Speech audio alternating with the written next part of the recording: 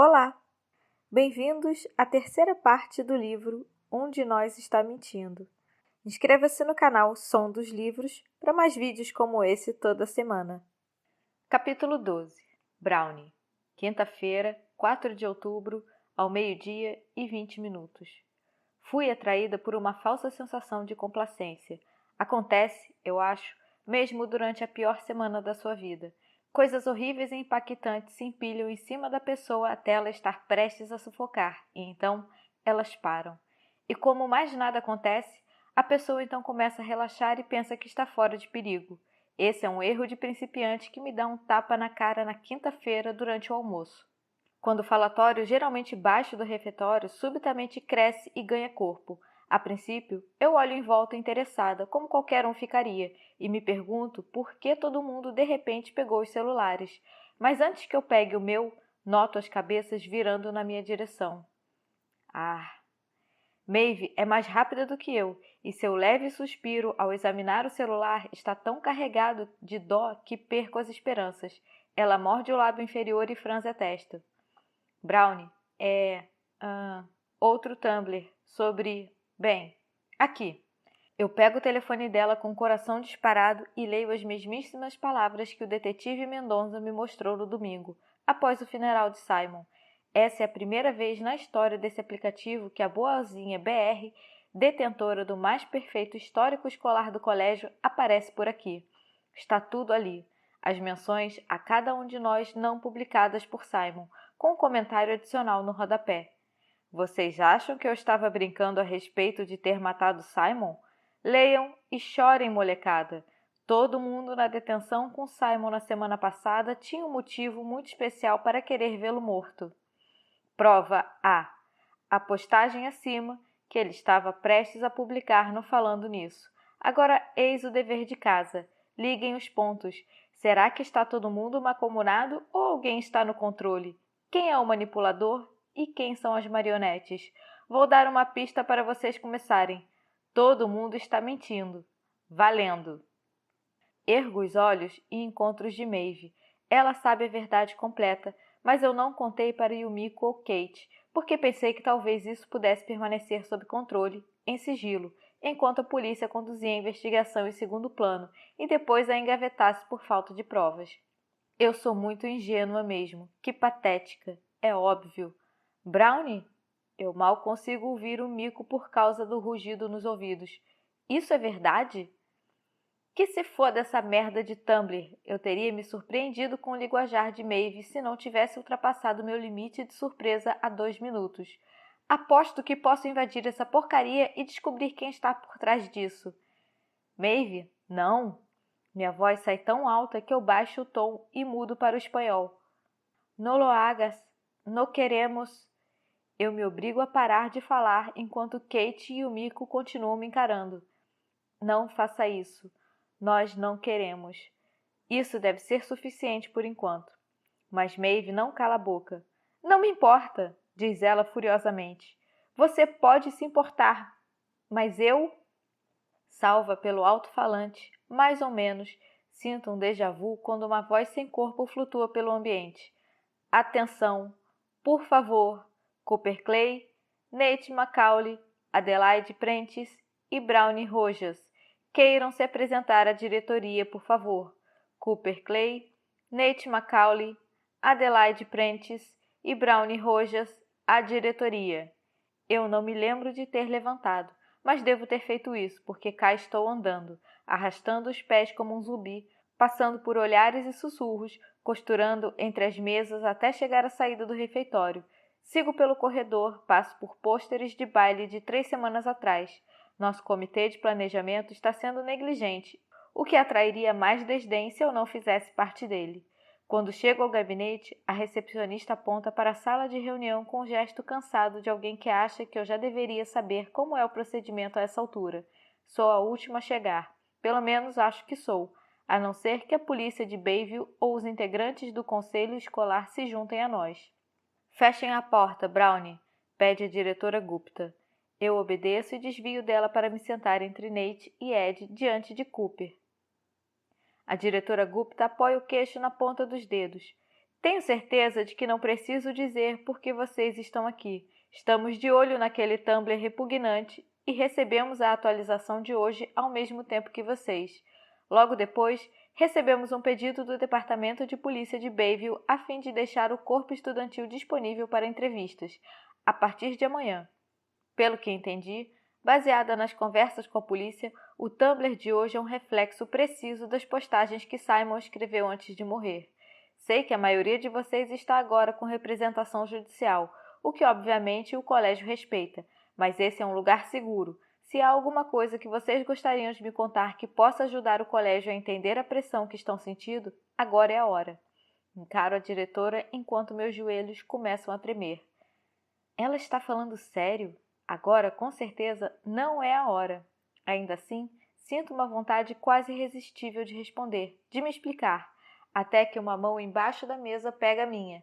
Nate não olha para mim, mas seus dedos se entrelaçam aos meus, quentes e fortes, apoiados na perna que treme.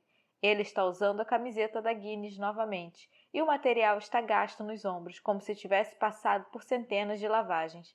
Eu dou uma olhadela para Nate, que balança a cabeça de maneira quase imperceptível para mim. Não tenho mais nada a dizer além do que disse na semana passada, diz Cooper com o sotaque carregado. Eu também não, acrescenta Ed rapidamente. Os olhos dela estão vermelhos e Ed parece exausta, seu rosto de fadinha está atormentado. Ela está tão pálida que noto as sardas claras no nariz dela pela primeira vez, ou talvez Ed simplesmente não esteja usando maquiagem. Acho, com uma pontada de compaixão, que ela foi a que mais se abalou entre todos, de longe. Eu não acho que... Começa a diretora Gupta quando a porta é aberta e a recepcionista enfia a cabeça dentro da sala. Polícia de Bayville na linha 1, diz ela e a diretora fica de pé. Com licença um momento. Ela fecha a porta ao sair e nós 4 permanecemos sentados em um silêncio tenso, ouvindo o zumbido do ar-condicionado. É a primeira vez que todos nós estamos em uma sala juntos desde que o agente Budapeste nos interrogou semana passada. Eu quase rio ao lembrar de como não sabíamos de nada naquela ocasião, discutindo sobre detenções injustas e o conselho do baile dos calouros. Embora, sinceramente, eu é que estava reclamando em grande parte. Nate solta minha mão e inclina a cadeira para trás enquanto observa o ambiente. Bem, isso é constrangedor. Vocês estão bem? As palavras saem depressa, o que me surpreende. Não sei qual era a minha intenção, mas não era essa. Isso é surreal, que eles suspeitem de nós. Foi um acidente, diz Ed imediatamente, mas não parece que ela tem muita certeza disso. É mais como se estivessem testando uma teoria. Cooper revira os olhos para Nate. Acidente esquisito. Como óleo de amendoim vai parar sozinho num copo? Talvez alguém tenha entrado na sala em dado momento e a gente não notou. Arrisco e Nate revira os olhos para mim. Sei que parece ridículo, mas temos que considerar tudo, certo? Não é impossível. Muitas pessoas odiavam Simon, acrescenta Ed. Pelo jeito que o maxilar dela está travado, Ed é uma delas. Ele arruinou muitas vidas. Vocês se lembram de Aiden Yu, na nossa turma, que se transferiu no 2º ano? Eu sou a única que faço que sim com a cabeça, então Ed vira o olhar para mim. Minha irmã conhece a irmã dela da faculdade. Aiden não se transferiu simplesmente porque quis. Ele teve um colapso depois que Simon postou que ele se vestia de mulher. Sério? Pergunta Nate. Cooper não para de passar a mão no cabelo. Você se lembra daquelas postagens de destaque que Simon costumava fazer quando lançou o aplicativo? Indaga Ed. Coisas mais profundas, quase tipo um blog? Minha garganta se fecha. Eu lembro. Bem, ele fez isso com Aiden, fala Ed. Foi maldade pura. Algo no tom dela me deixa incomodada. Nunca pensei que ouviria a pequena e frívola Ed Prentice falar com tanto veneno na voz ou ter uma opinião própria. Cooper se intromete às pressas como se estivesse preocupado que ela fosse começar um discurso. Foi o que Leah Jackson falou no velório. Esbarrei com ela embaixo das arquibancadas. Ela disse que nós éramos todos hipócritas por tratá-lo como uma espécie de Marte. Bem, aí está, diz Nate. Você estava certa, Brownie. O colégio inteiro provavelmente andava por aí com garrafas de óleo de amendoim nas mochilas, esperando por uma chance. Não um óleo de amendoim qualquer, comenta Ed, e todos nós nos voltamos para ela. Teria que ser um óleo obtido por compressão a frio para uma pessoa com alergia reagir ao produto. Um óleo de amendoim tipo gourmet, basicamente. Nate encara Ed com a testa franzida. Como você sabe disso? Ed deu de ombros. Eu vi no Food Network uma vez. Talvez esse seja o tipo de coisa que você não deva falar quando Gupta voltar, sugere Nate e um leve sorriso passa rapidamente pelo rosto de Ed. Cooper olhou feio para Nate. Isso não é uma brincadeira.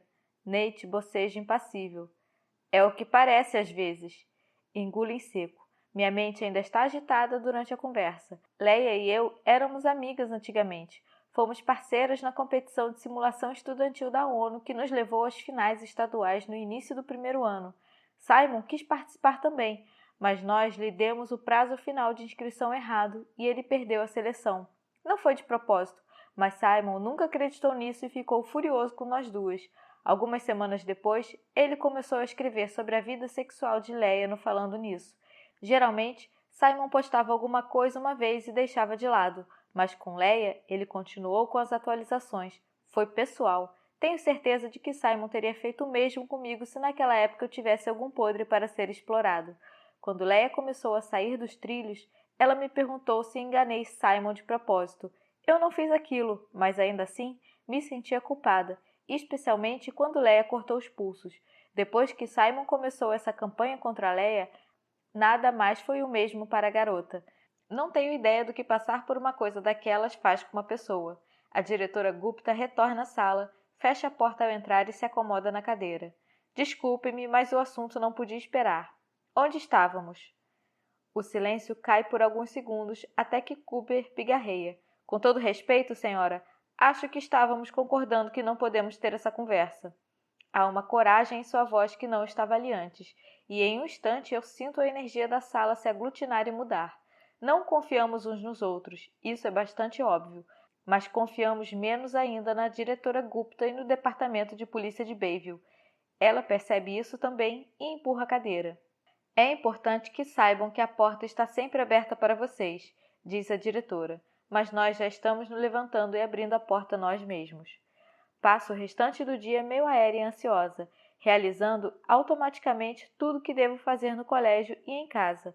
Não consigo relaxar até que o relógio passe da meia-noite e que o telefone secreto de Nate toque. Ele me ligou todas as noites desde segunda-feira, sempre por volta do mesmo horário. Nate me disse coisas que eu não poderia imaginar sobre a doença da mãe e a bebedeira do pai.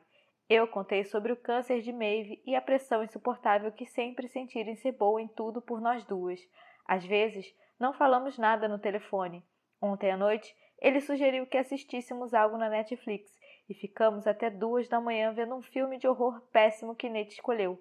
Adormeci com os fones ainda nas orelhas e talvez tenha roncado no ouvido dele em algum momento.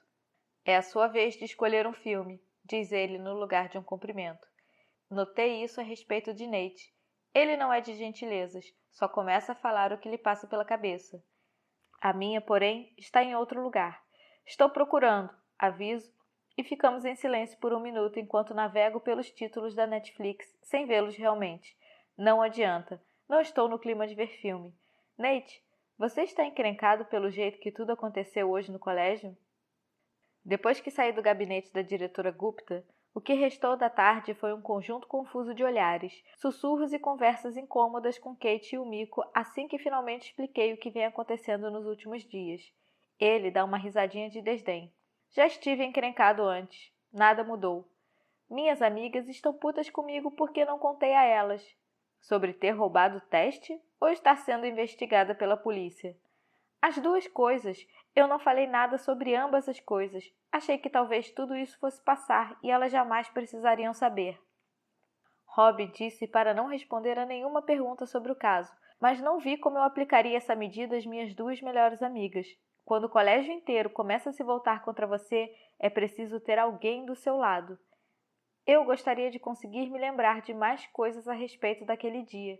Em que aula você estava quando o Sr. Avery encontrou o celular na sua mochila? Física, responde Nate. Ciência para leigos, em outras palavras. E você? Estudo dirigido, digo mordendo o interior das bochechas. Ironicamente, minhas notas fora de série em Química me permitiram montar minha própria grade de estudos de ciências no último ano. Imagino que Simon estivesse na turma de Física Aplicada. Não sei que aulas Ed e Cooper teriam com o Sr. Avery, mas na detenção os dois se mostraram surpresos de ver um ao outro. E daí? Pergunta Nate. Bem, eles são amigos, certo? É de se imaginar que eles teriam falado a respeito daquilo, ou mesmo que tivessem na mesma turma quando aconteceu. Quem sabe? Um deles poderia estar na chamada ou no outro período de estudos. Avery é pau para toda obra, argumenta Nate, que acrescenta quando não respondo. Peraí, você acha que aqueles dois planejaram tudo? Apenas seguindo uma linha de raciocínio, respondo. Acho que a polícia mal está prestando atenção em como é estranha essa situação dos celulares, porque eles têm tanta certeza de que estamos macomunados.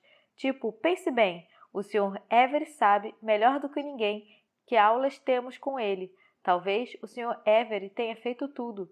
Ele pode ter enfiado os telefones em nossas mochilas e passado óleo de amendoim nos copos antes que fôssemos para lá. Ele é um professor de ciências. Saberia como fazer isso. Na hora em que falo, porém, a imagem mental de nosso professor frágil e pacato adulterando freneticamente os copos antes da detenção não parece plausível. Nem a imagem de Cooper sumindo com as canetas de adrenalina ou Ed bolando um plano de assassinato enquanto assistia ao Food Network. Mas eu realmente não conheço nenhum deles, incluindo Nate, mesmo que pareça que sim. Tudo é possível, diz Nate. Já escolheu um filme? Fico tentada a escolher algo descolado e alternativo para impressioná-lo, só que ele enxergaria a verdade. Além disso, Nate já escolheu um filme de horror que era uma merda, então não há muito que corresponda. Você já viu Divergente? Não. O tom dele é cauteloso. E nem quero. Está difícil. Eu não queria ver um bando de gente ser morta por uma bruma causada por um rompimento feito por alienígenas no contínuo espaço-tempo, mas mesmo assim eu vi. Droga. Nate parece resignado. Ele faz uma pausa e pergunta: Já carregou o filme? Sim. Aperte o play. E nós apertamos. Capítulo 13. Cooper. Sexta-feira, 5 de outubro, às 15h30.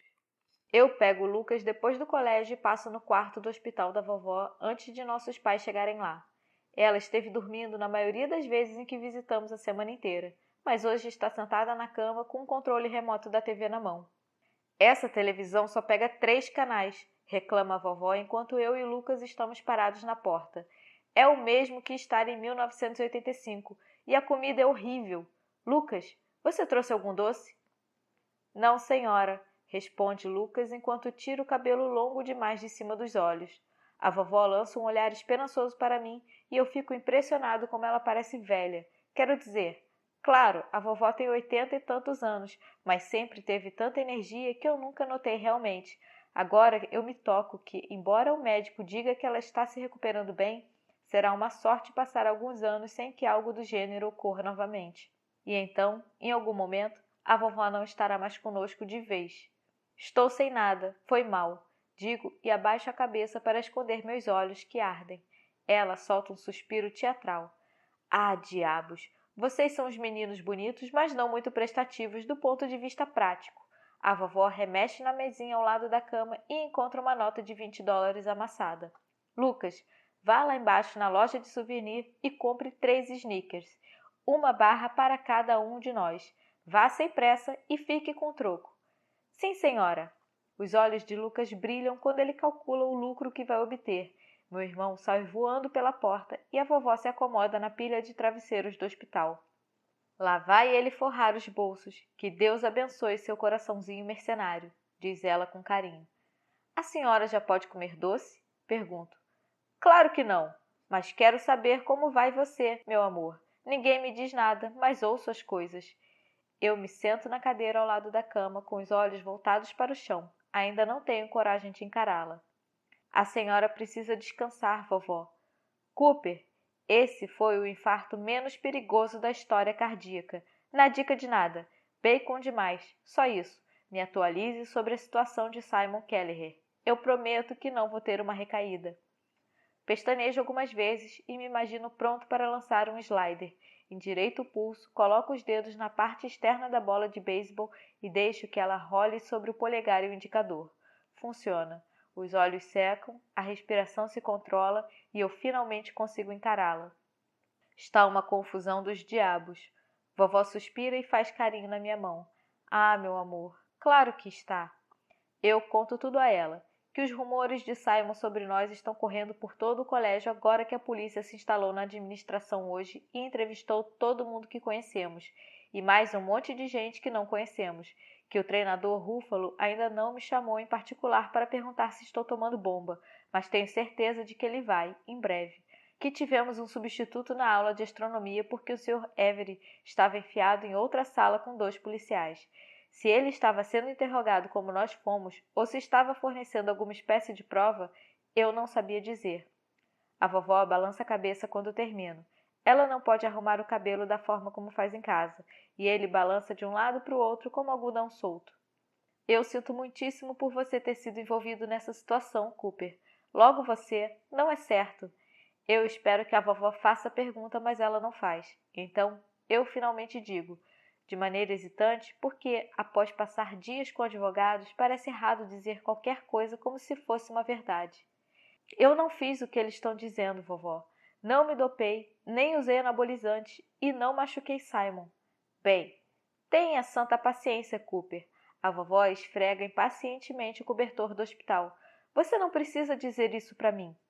Engulo em seco. De alguma forma, o fato de que ela aceita minha palavra sem questioná-la me faz sentir culpado. A advogada está custando uma fortuna e não está ajudando. Nada está melhorando.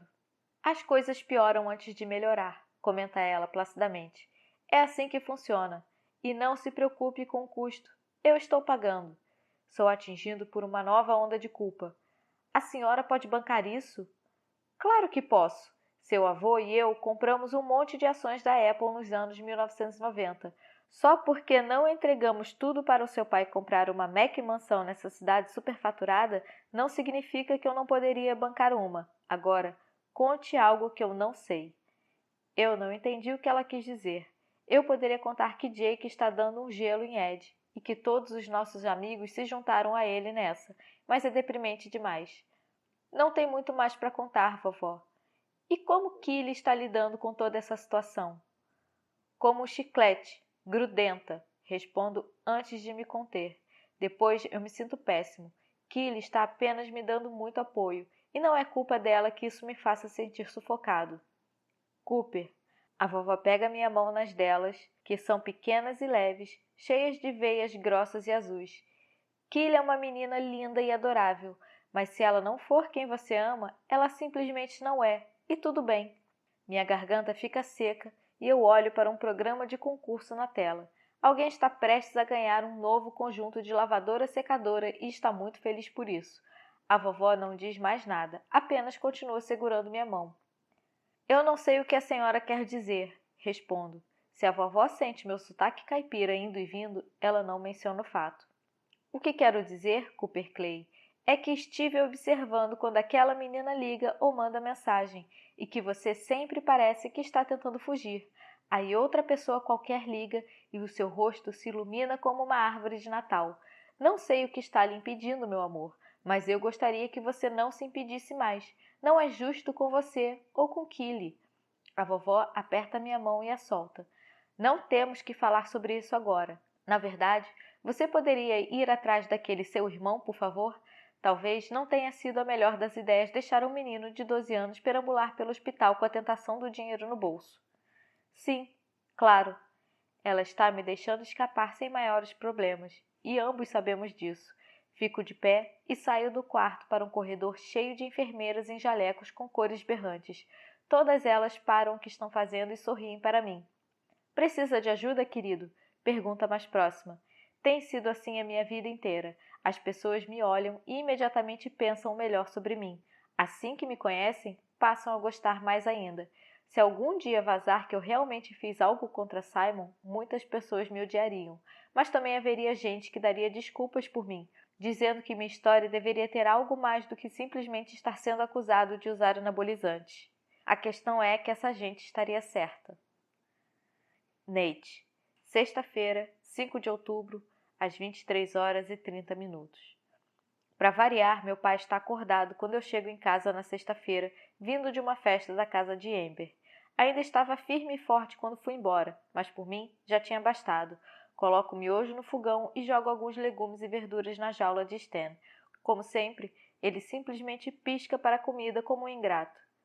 Você chegou cedo, comenta meu pai.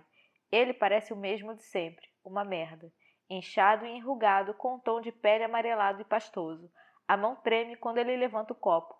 Há alguns meses, eu voltei para casa e meu pai mal estava respirando, então chamei uma ambulância. Ele passou alguns dias no hospital, onde os médicos disseram que o fígado estava tão prejudicado que meu pai poderia cair morto a qualquer momento. Ele concordou com a cabeça e agiu como se ligasse. Depois veio para casa e abriu outra garrafa de destilado. Eu venho ignorando aquela conta da ambulância há semanas. É quase $1.000 graças ao nosso seguro de merda. E agora que tenho zero rendimento, há menos chance ainda de a gente conseguir pagar. Eu tenho coisas para fazer. Jogo o miojo em uma tigela e vou para o meu quarto com a comida. Viu meu telefone? Grita meu pai. Não parou de tocar hoje, mas não consegui encontrá-lo. É porque não está no sofá, murmuro e fecho a porta ao entrar. Ele provavelmente estava alucinando. Seu telefone não toca há meses. Eu mato o miojo em 5 minutos, depois me acomodo nos travesseiros e coloco o fone de ouvido para ligar para Brownie. É a minha vez de escolher um filme, graças a Deus. Mas mal chegamos a 1 hora de Ringo, o chamado original, quando Brownie decide que já chega. Eu não posso assistir a isso sozinha. É assustador demais, diz ela. Você não está sozinha. Estou assistindo com você. Não aqui comigo. Eu preciso de uma pessoa no quarto para um filme como esse. Vamos ver outra coisa qualquer. Minha vez de escolher. Não vou assistir outra porra de Divergente, Brownie. Espero antes de acrescentar. Você devia vir aqui para ver Ringo comigo. Saia pela janela e dirija até aqui. Eu digo em tom de piada e em grande parte é, a não ser que ela diga sim. Brownie faz uma pausa e noto que ela está levando a sério. Minha janela está a quase 5 metros do chão, argumenta Brownie. Piada. Então use uma porta. Você tem, tipo, umas 10 aí na sua casa. Piada. Meus pais me matariam se descobrissem. Sério. O que significa que ela está considerando. Eu imagino Brownie sentada ao meu lado naquele shortinho que ela usava quando estive em sua casa, com a perna colada à minha, e fico sem ar. Por que eles te matariam? Pergunto. Você disse que eles não acordam por nada? Sério. Vamos, só por 1 hora, até terminarmos o filme. Você pode conhecer meu lagarto. Levo alguns segundos para perceber como isso pode ser interpretado. Não foi uma cantada. Eu tenho um lagarto de verdade. Um dragão barbudo chamado Stan. Brownie ri tanto que quase se engasga. Ai, meu Deus! Isso teria sido completamente inconsistente com o seu comportamento, e ainda assim, por um segundo, eu realmente pensei que você quis dizer outra coisa. Não consigo conter o riso também. Ei, gata, você estava adorando aquele papinho, admita. Pelo menos não é uma anaconda, solta Brownie. Eu rio ainda mais, porém continuo meio excitado. Combinação estranha. Venha para cá, peço. Sério. Ouço Brownie respirar por um tempo até ela finalmente falar. Não posso. Ok, não estou desapontado. Nunca pensei que ela viesse mesmo. Mas você precisa escolher um filme diferente. Nós concordamos em assistir ao último filme da série Bourne, e estou vendo com os olhos semicerrados, ouvindo as mensagens cada vez mais frequentes de Amber que apitam ao fundo. Ela talvez esteja começando a achar que nós somos algo que não somos. Eu estendo a mão para silenciar aquele telefone quando Brownie diz: Nate, seu celular. O quê? Alguém não para de mandar mensagem para você. E daí? E daí que é muito tarde. E? Pergunto irritado. Eu não tinha identificado Brownie como uma pessoa possessiva, especialmente uma vez que tudo que fizemos é falar ao telefone, além dela ter acabado de recusar meu convite piada, mas também sério. Não são clientes, são? Eu suspiro e desligo outro telefone. Não, eu te disse. Não estou fazendo mais isso. Não sou idiota. Beleza. Ela soa aliviada, mas cansada. A voz está começando a ficar arrastada. Acho que vou dormir agora, avisa Brownie. Ok, Você quer desligar? Não. Ela solta uma risada grave e semi-adormecida. Mas estou ficando sem minutos. Acabei de receber um alerta. Tenho meia hora sobrando. Esses telefones pré-pagos têm centenas de minutos e Brown está com esse aparelho há menos de uma semana. Não percebi que conversávamos tanto assim. Eu te dou outro celular amanhã. Digo antes de me lembrar que amanhã é sábado e nós não temos aula. Brown, espere. Você precisa desligar. Eu acho que ela já está dormindo até que Brown murmura. O quê? Desligue, ok? Assim seus minutos não acabam e eu posso te ligar amanhã para combinar de te dar outro aparelho. Ah, então tá. Boa noite, Nate. Boa noite. Eu desligo e coloco os dois telefones lado a lado. Pego o controle remoto e desligo a TV. É melhor ir dormir. Capítulo 14. Ed. Sábado, 6 de outubro, às 9h30. Estou em casa com Ashton e estamos tentando descobrir algo para fazer, mas sempre esbarramos no fato de que nada me interessa. Vamos, Ed. Estou deitada na poltrona e Ashton me cutuca com o pé, lá do sofá. O que você faria normalmente num fim de semana? E não diga ficar com Jake, acrescenta ela rapidamente. Mas é isso que eu faço, reclamo. É patético, mas não consigo evitar. Eu passei a semana inteira com uma sensação horrível de enjoo no estômago, como se estivesse andando por uma ponte sólida e ela sumisse embaixo dos pés. Você realmente não consegue pensar em uma única coisa que goste que não seja relacionada a Jake? Eu me remexo na poltrona enquanto pondero sobre a pergunta. O que eu fazia antes de Jake? Eu tinha 14 anos quando começamos a namorar, praticamente uma criança. Minha melhor amiga era Rowan Flaherty, uma garota com quem cresci e que se mudou para o Texas mais tarde naquele ano. Nós nos afastamos no 9º ano, quando Rowan demonstrou zero interesse em garotos, mas no verão, antes do ensino médio, a gente ainda passeou de bicicleta por toda a cidade juntas. Eu gosto de andar de bicicleta, respondo vagamente, embora não ande numa há anos. Ashton bate palmas, como se eu fosse um bebê relutante que ela está tentando animar a respeito de uma nova atividade. Vamos fazer isso, andar de bicicleta em algum lugar. Ah, não, não, não quero me mexer, não tenho energia.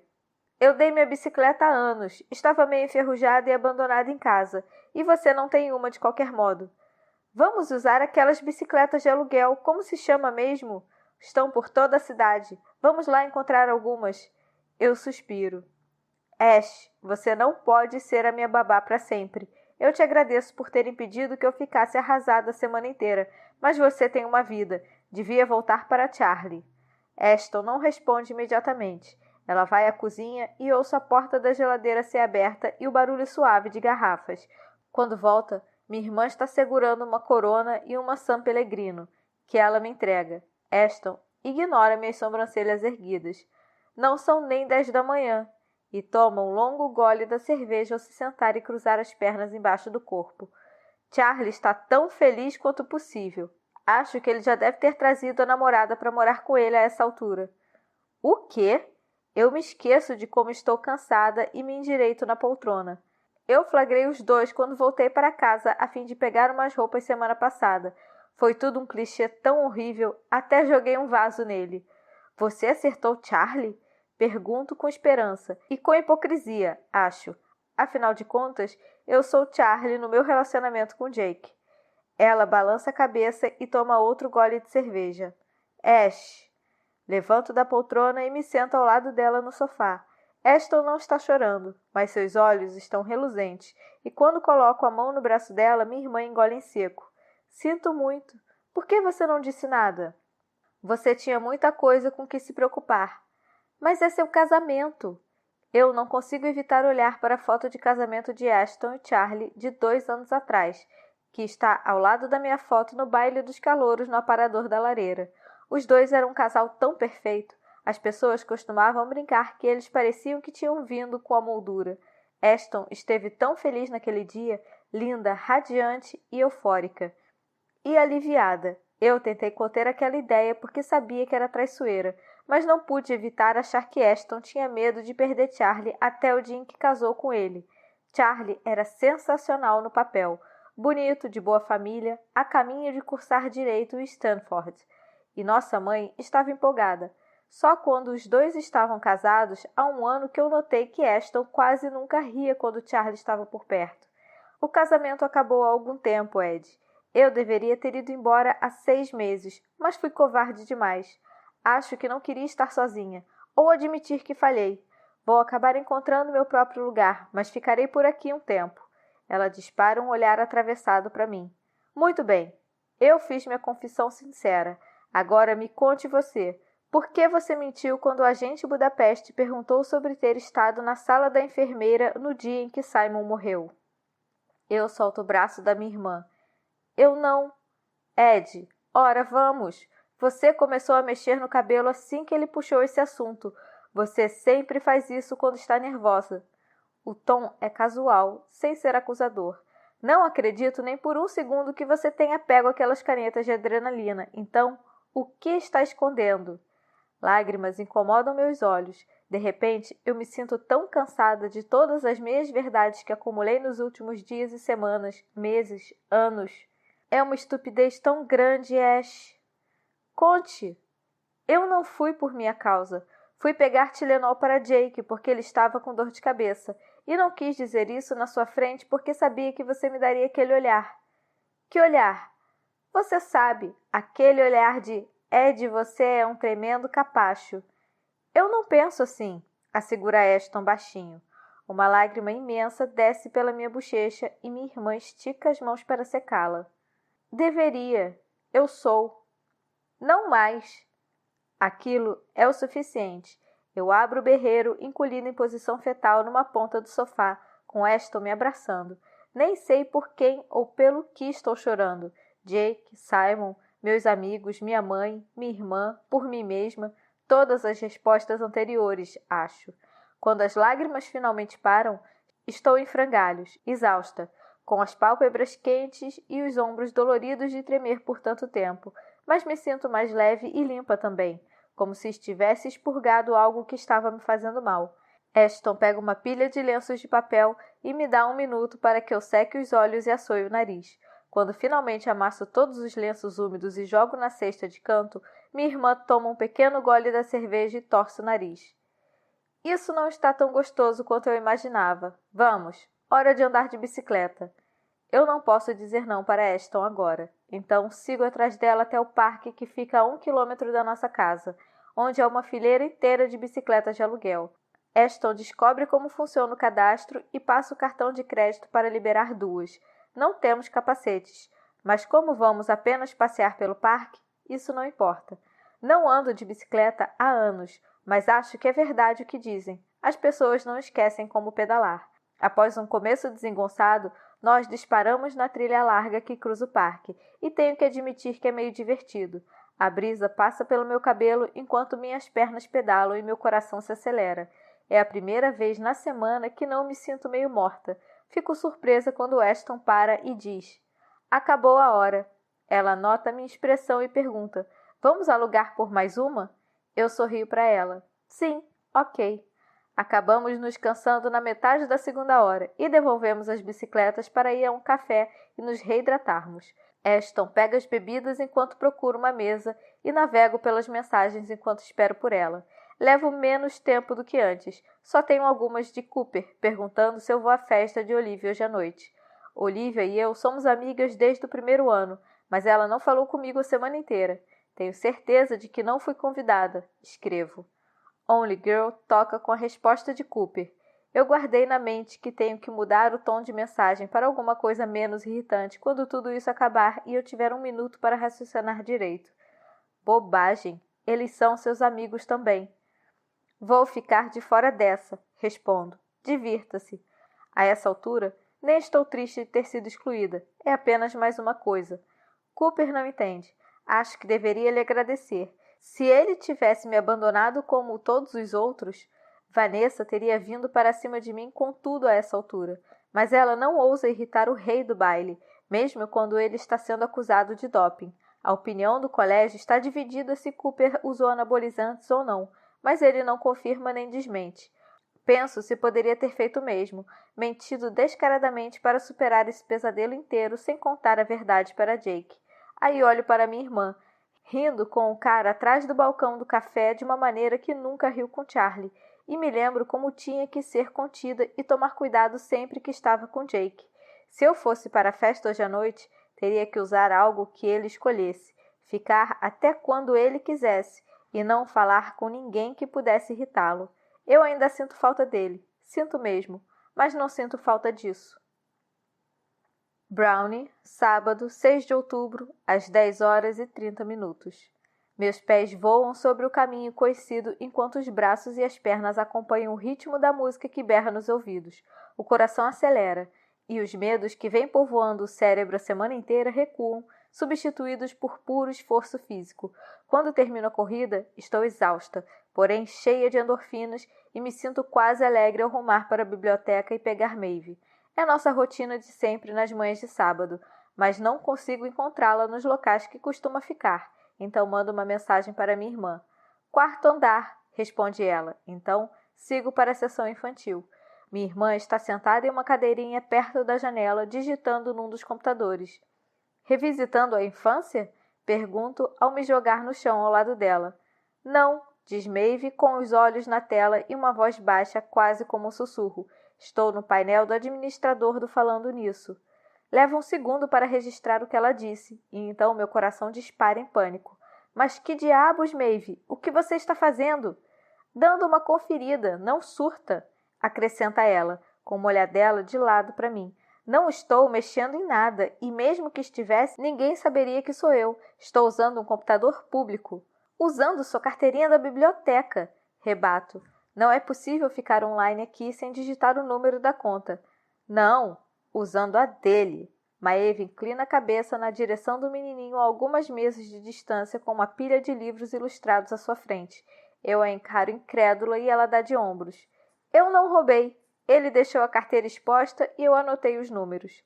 A mãe do menininho então se junta a ele e sorri quando percebe o olhar de Maeve. Ela jamais imaginaria que a minha irmã de rosto gentil acabou de roubar a identidade de seu filho de 6 anos. Eu não consigo pensar em outra coisa para dizer a não ser por quê? Eu queria ver o que a polícia está vendo, responde Maeve. Se há outros rascunhos de postagens, outras pessoas que pudessem querer calar Simon. Eu me aproximo um pouco, mesmo contra a vontade. E tem isso aí? Não, mas tem algo estranho sobre a postagem de Cooper. Está datado para dias depois da postagem de todos os outros, para a noite antes da morte de Simon.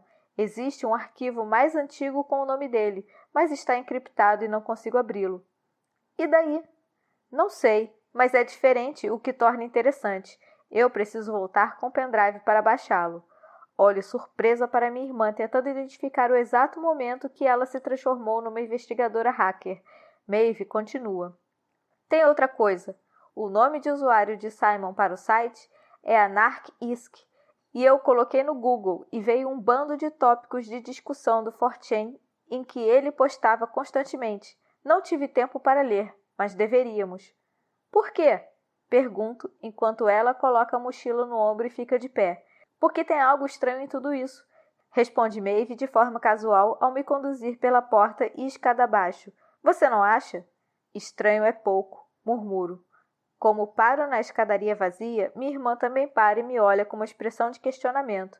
Maeve, como você sequer entrou no painel de administrador de Simon? Como sabia onde procurar? Um pequeno sorriso puxa os cantos da boca da minha irmã.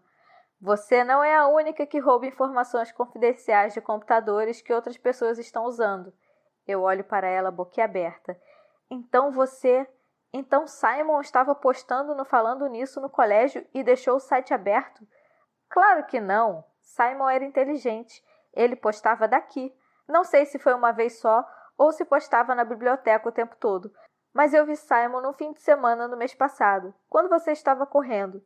Ele não me viu. Eu entrei no computador depois dele e peguei o endereço do histórico do navegador. De início, não fiz nada com aquilo, diz ela, respondendo a minha expressão incrédula com um olhar calmo. Só salvei para referência futura. Comecei a tentar entrar depois que você voltou da delegacia. Não se preocupe, acrescenta Maeve, dando um tapinha no meu braço. Não de casa. Ninguém pode rastrear. Ok, mas por que o interesse pelo aplicativo antes de Simon sequer morrer? O que você faria? Maeve franze os lábios pensativa. Eu não tinha pensado nessa parte. Cogitei talvez começar a apagar tudinho logo depois dele postar, ou mudar todo o texto para russo, ou desmantelar a coisa toda. Eu troco o pé de apoio, cambaleio um pouco e agarro o corrimão. Maeve, você fez isso pelo que aconteceu no primeiro ano? Não. Os olhos cor de âmbar da minha irmã ficam sérios. Brownie, só você pensa naquilo. Eu não. Eu apenas queria que o controle que Simon tinha sobre o colégio inteiro parasse. E bem, ela solta uma risadinha sem graça que ecoa pelas paredes de concreto da escadaria. Acho que consegui. Maeve volta a descer os degraus com passos largos e empurra com força a porta de saída quando chega ao pé da escada.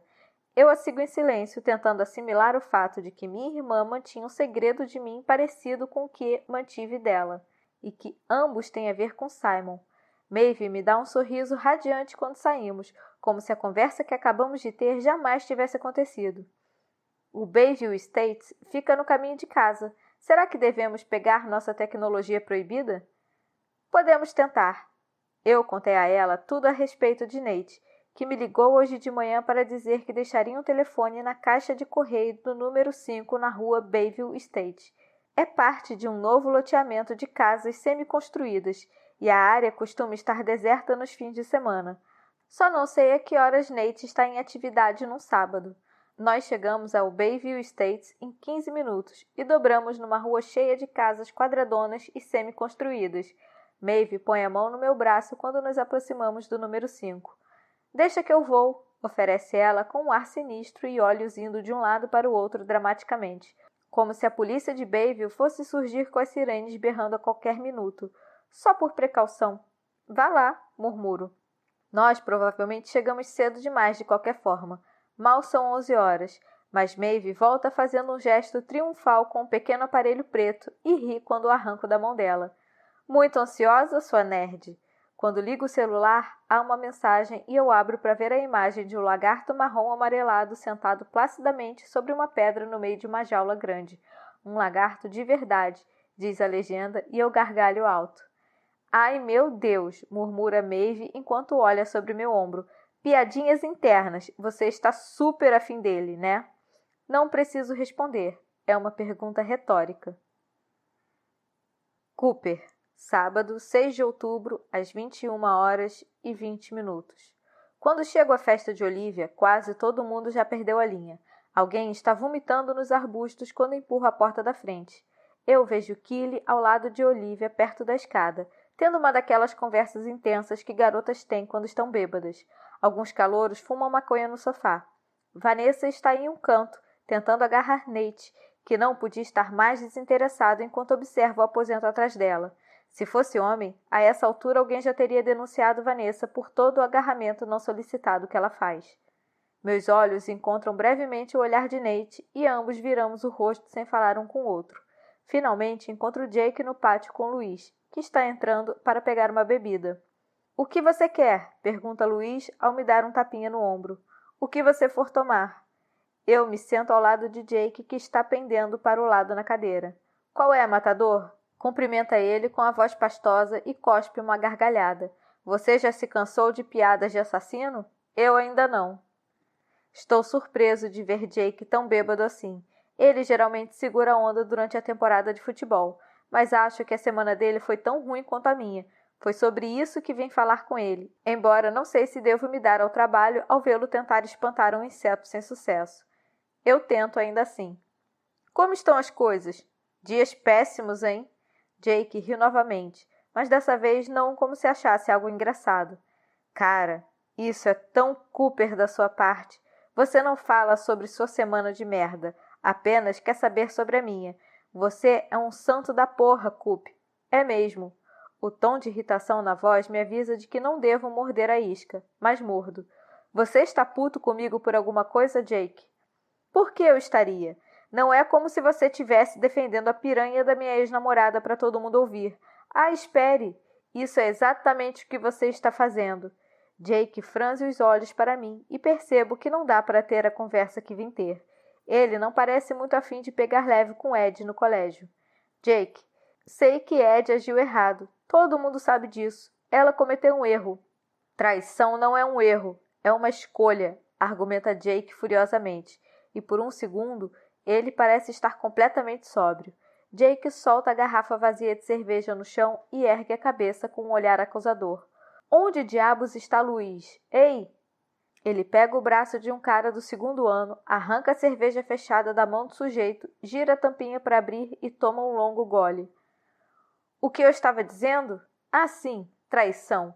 Isso é uma escolha, Cupe. Sabe, minha mãe chifrou meu pai quando eu estava no fim do ensino fundamental. Fudeu com a família inteira. Jogou uma granada bem no meio e... Ele abre um braço, derrama meia cerveja e faz um som de rajada de ar. Tudo explodiu. Eu não sabia disso. Conheci Jake quando me mudei para Bayville no 8º ano, mas não começamos a andar juntos até o ensino médio. Foi mal, cara. Isso piora ainda mais a situação, né? Jake balança a cabeça com os olhos brilhando. Ed não tem noção do que fez. Arruinou tudo. Mas seu pai perdoou sua mãe, certo? Eles ainda estão juntos? É uma pergunta idiota. Eu estive na casa dele há um mês para um churrasco antes de tudo isso começar. O pai estava fazendo hambúrgueres na grelha e a mãe conversava com Ed e Kylie sobre um novo salão de manicure que abriu no Bayville Center. Normalmente, como sempre. Eles estão juntos, mas nada é o mesmo. Nunca mais foi o mesmo. Jake olha para frente com tanto nojo que nem sei o que dizer. Eu me sinto um babaca por ter dito para Ed que ela deveria vir, e estou contente por ela não ter me ouvido. Luiz volta e entrega uma cerveja para cada um de nós. Você vai à casa de Simon amanhã? Pergunta ele para Jake. Não sei se ouvi Luiz direito, mas Jake responde. Acho que sim. Luiz percebe minha expressão confusa. A mãe de Simon pediu pra gente passar lá e, pegar alguma coisa como recordação dele antes que empacotem tudo. Isso me deixa bolado porque eu mal conheci o cara, mas ela parece achar que nós éramos amigos, então o que eu posso fazer, né? Ele toma um gole da cerveja e ergue uma sobrancelha para mim. Imagino que você não foi convidado. Não, respondo me sentindo um pouco mal. A última coisa que eu quero fazer é mexer nas coisas de Simon diante dos pais enlutados, mas se todos os meus amigos estão indo, o menosprezo é bem evidente. Estou sob suspeita e não sou bem-vindo. Cara, Simon. Jake balança a cabeça solenemente. Ele era brilhante pra caralho. Ele ergue a cerveja e por um segundo penso que vai derramá-la no pátio como um brinde delicado a um parceiro morto, mas Jake se contém e em vez disso a bebe. Olivia se junta a nós e passa o braço pela cintura de Luiz. Pelo visto, os dois voltaram a namorar outra vez. Ela me cutuca com a mão livre e ergue o telefone com o rosto iluminado pela expressão empolgada que Olivia faz quando está prestes a contar uma grande fofoca. Cooper, sabia que você está no Bayville Blade? Da forma como ela fala, tenho certeza de que não é uma reportagem de beisebol. A noite só melhora. Não fazia ideia. Edição de domingo, online hoje à noite. Tudo sobre Simon. Eles não estão acusando vocês exatamente, mas vocês 4 são considerados suspeitos. E eles mencionaram aquela coisa que Simon ia postar sobre você. Há fotos suas e... A reportagem já foi compartilhada umas 100 vezes, então... Olivia me entrega o telefone. Acho que agora todo mundo sabe. Capítulo 15. Nate. Segunda-feira, 8 de outubro, às 14h50. Ouço os boatos antes de ver as vans de reportagem. Há 3 estacionadas em frente ao colégio, com repórteres e cinegrafistas esperando pelo último sinal. Eles não têm permissão de invadir o terreno do colégio, mas estão tão perto quanto possível. O colégio Bayville está adorando isso. Chad Poster me encontra depois do último período e me conta que as pessoas estão praticamente fazendo fila para serem entrevistadas lá fora. Estão perguntando sobre você, cara, alerta ele. Melhor sair pelos fundos. Eles não tiveram permissão para ficar no estacionamento, então você pode cortar caminho pelo bosque na moto. Valeu. Eu vazo e procuro por Brownie no corredor. A gente não conversa muito no colégio para evitar. Como ela diz na voz de advogada, a aparência de conluio, mas aposto que essa situação vai deixá-la surtada. Vejo Brownie diante do armário dela com Maeve e uma das amigas. Previsivelmente, ela parece pronta para vomitar. Quando Brownie me vê, acena para que eu me aproxime, sem sequer tentar fingir que mal me conhece. Você ficou sabendo? Pergunta Brownie e concordo com a cabeça. Eu não sei o que fazer. Ela exibe uma expressão aterrorizada de compreensão. Acho que precisamos passar por eles de carro, né? Eu dirijo, oferece Maeve. Você pode, se esconder atrás ou algo assim. Ou podemos ficar aqui até eles irem embora, sugere a amiga. Esperar que saiam. Odeio essa situação, reclama Brownie. Talvez seja o momento errado para notar, mas gosto como o rosto de Brownie ganha cor sempre que tem um sentimento forte sobre alguma coisa. Essa reação faz com que ela pareça 2 vezes mais viva do que a maioria das pessoas, e mais perturbadora do que ela já é de vestidinho curto e botas. Venha comigo, digo. Vou de moto pelos fundos até a rua Bolden. Eu te levo ao shopping. Maeve pode te pegar depois. Brownie fica alegre quando Maeve diz: Isso vai dar certo. Eu te encontro em meia hora na praça de alimentação. Tem certeza que é uma boa ideia? Murmura a outra garota enquanto me olha feio. Se eles pegarem vocês juntos, será 10 vezes pior. Eles não vão nos pegar, garanto curto e grosso. Não tenho certeza de que Brownie concordou com isso, mas ela balança a cabeça e diz para Maeve que vai vê-la em breve, e dá um sorriso calmo como resposta para o olhar chateado da amiga. Eu sinto uma onda idiota de triunfo, como se Brownie estivesse me escolhido, embora ela basicamente tenha escolhido não aparecer no noticiário das 5 da tarde. Mas ela anda perto de mim enquanto saímos pela porta dos fundos para o estacionamento, sem parecer se importar com os olhares. Pelo menos já estamos nos acostumando com isso. Microfones e câmeras são outra história. Passo meu capacete para Brownie e espero que ela se ajeite na moto e me abrace. Outra vez apertado demais, mas não ligo. A pegada forte de Brownie, juntamente à aparência das pernas dela naquele vestido, foi o motivo para eu ter bolado essa fuga em primeiro lugar. Não levamos muito tempo no bosque até que a trilha estreita que tomo se alargue e vire uma rua de terra que passa por uma fileira de casas atrás do colégio. Eu pego estradas secundárias por alguns quilômetros até chegarmos ao shopping, e então paro a moto numa vaga o mais longe possível da entrada. Brownie tira o capacete e me entrega apertando meu braço. Ela pousa as pernas no asfalto. Está com as bochechas coradas e o cabelo desgrenhado. Obrigada, Nate. Foi legal da sua parte. Eu não fiz isso para ser legal. Estico a mão, pego o Brownie pela cintura e a puxo para mim. Aí paro, sem saber o que fazer a seguir. Eu não costumo fazer isso. Se alguém tivesse me perguntado há 10 minutos, eu teria dito que costumo sim. Mas agora me ocorre que eu provavelmente não faço esse tipo de coisa. Meu costume é não dar a mínima. Enquanto estou sentado e Brownie está de pé, somos quase da mesma altura. Ela está suficientemente perto para eu notar que seu cabelo cheira a maçã verde. Não paro de olhar para os lábios dela enquanto espero que se afaste. Brownie não se afasta, e quando ergo os meus olhos para os dela, parece que meu fôlego foi arrancado dos pulmões. 2 pensamentos passam pela minha cabeça. 1. Eu quero beijá-la mais do que quero ar. E 2. Se eu beijá-la, vou acabar ferrando com tudo e ela vai parar de olhar para mim daquela maneira.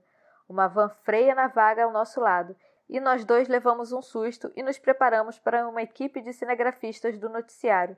Mas é uma van comum de mãe suburbana cheia de crianças berrando. Quando elas saltam do carro, Brownie pestaneja e sai do caminho. E agora? Pergunta ela. Agora espere até as crianças irem embora e volte aqui. Mas Brownie já está andando na direção da entrada.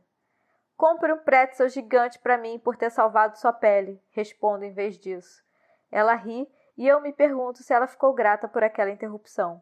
Nós passamos pelos vasos de palmeiras que adornam a entrada principal e abro a porta para uma mãe com uma aparência estressada e 2 bebês aos berros em um carrinho duplo.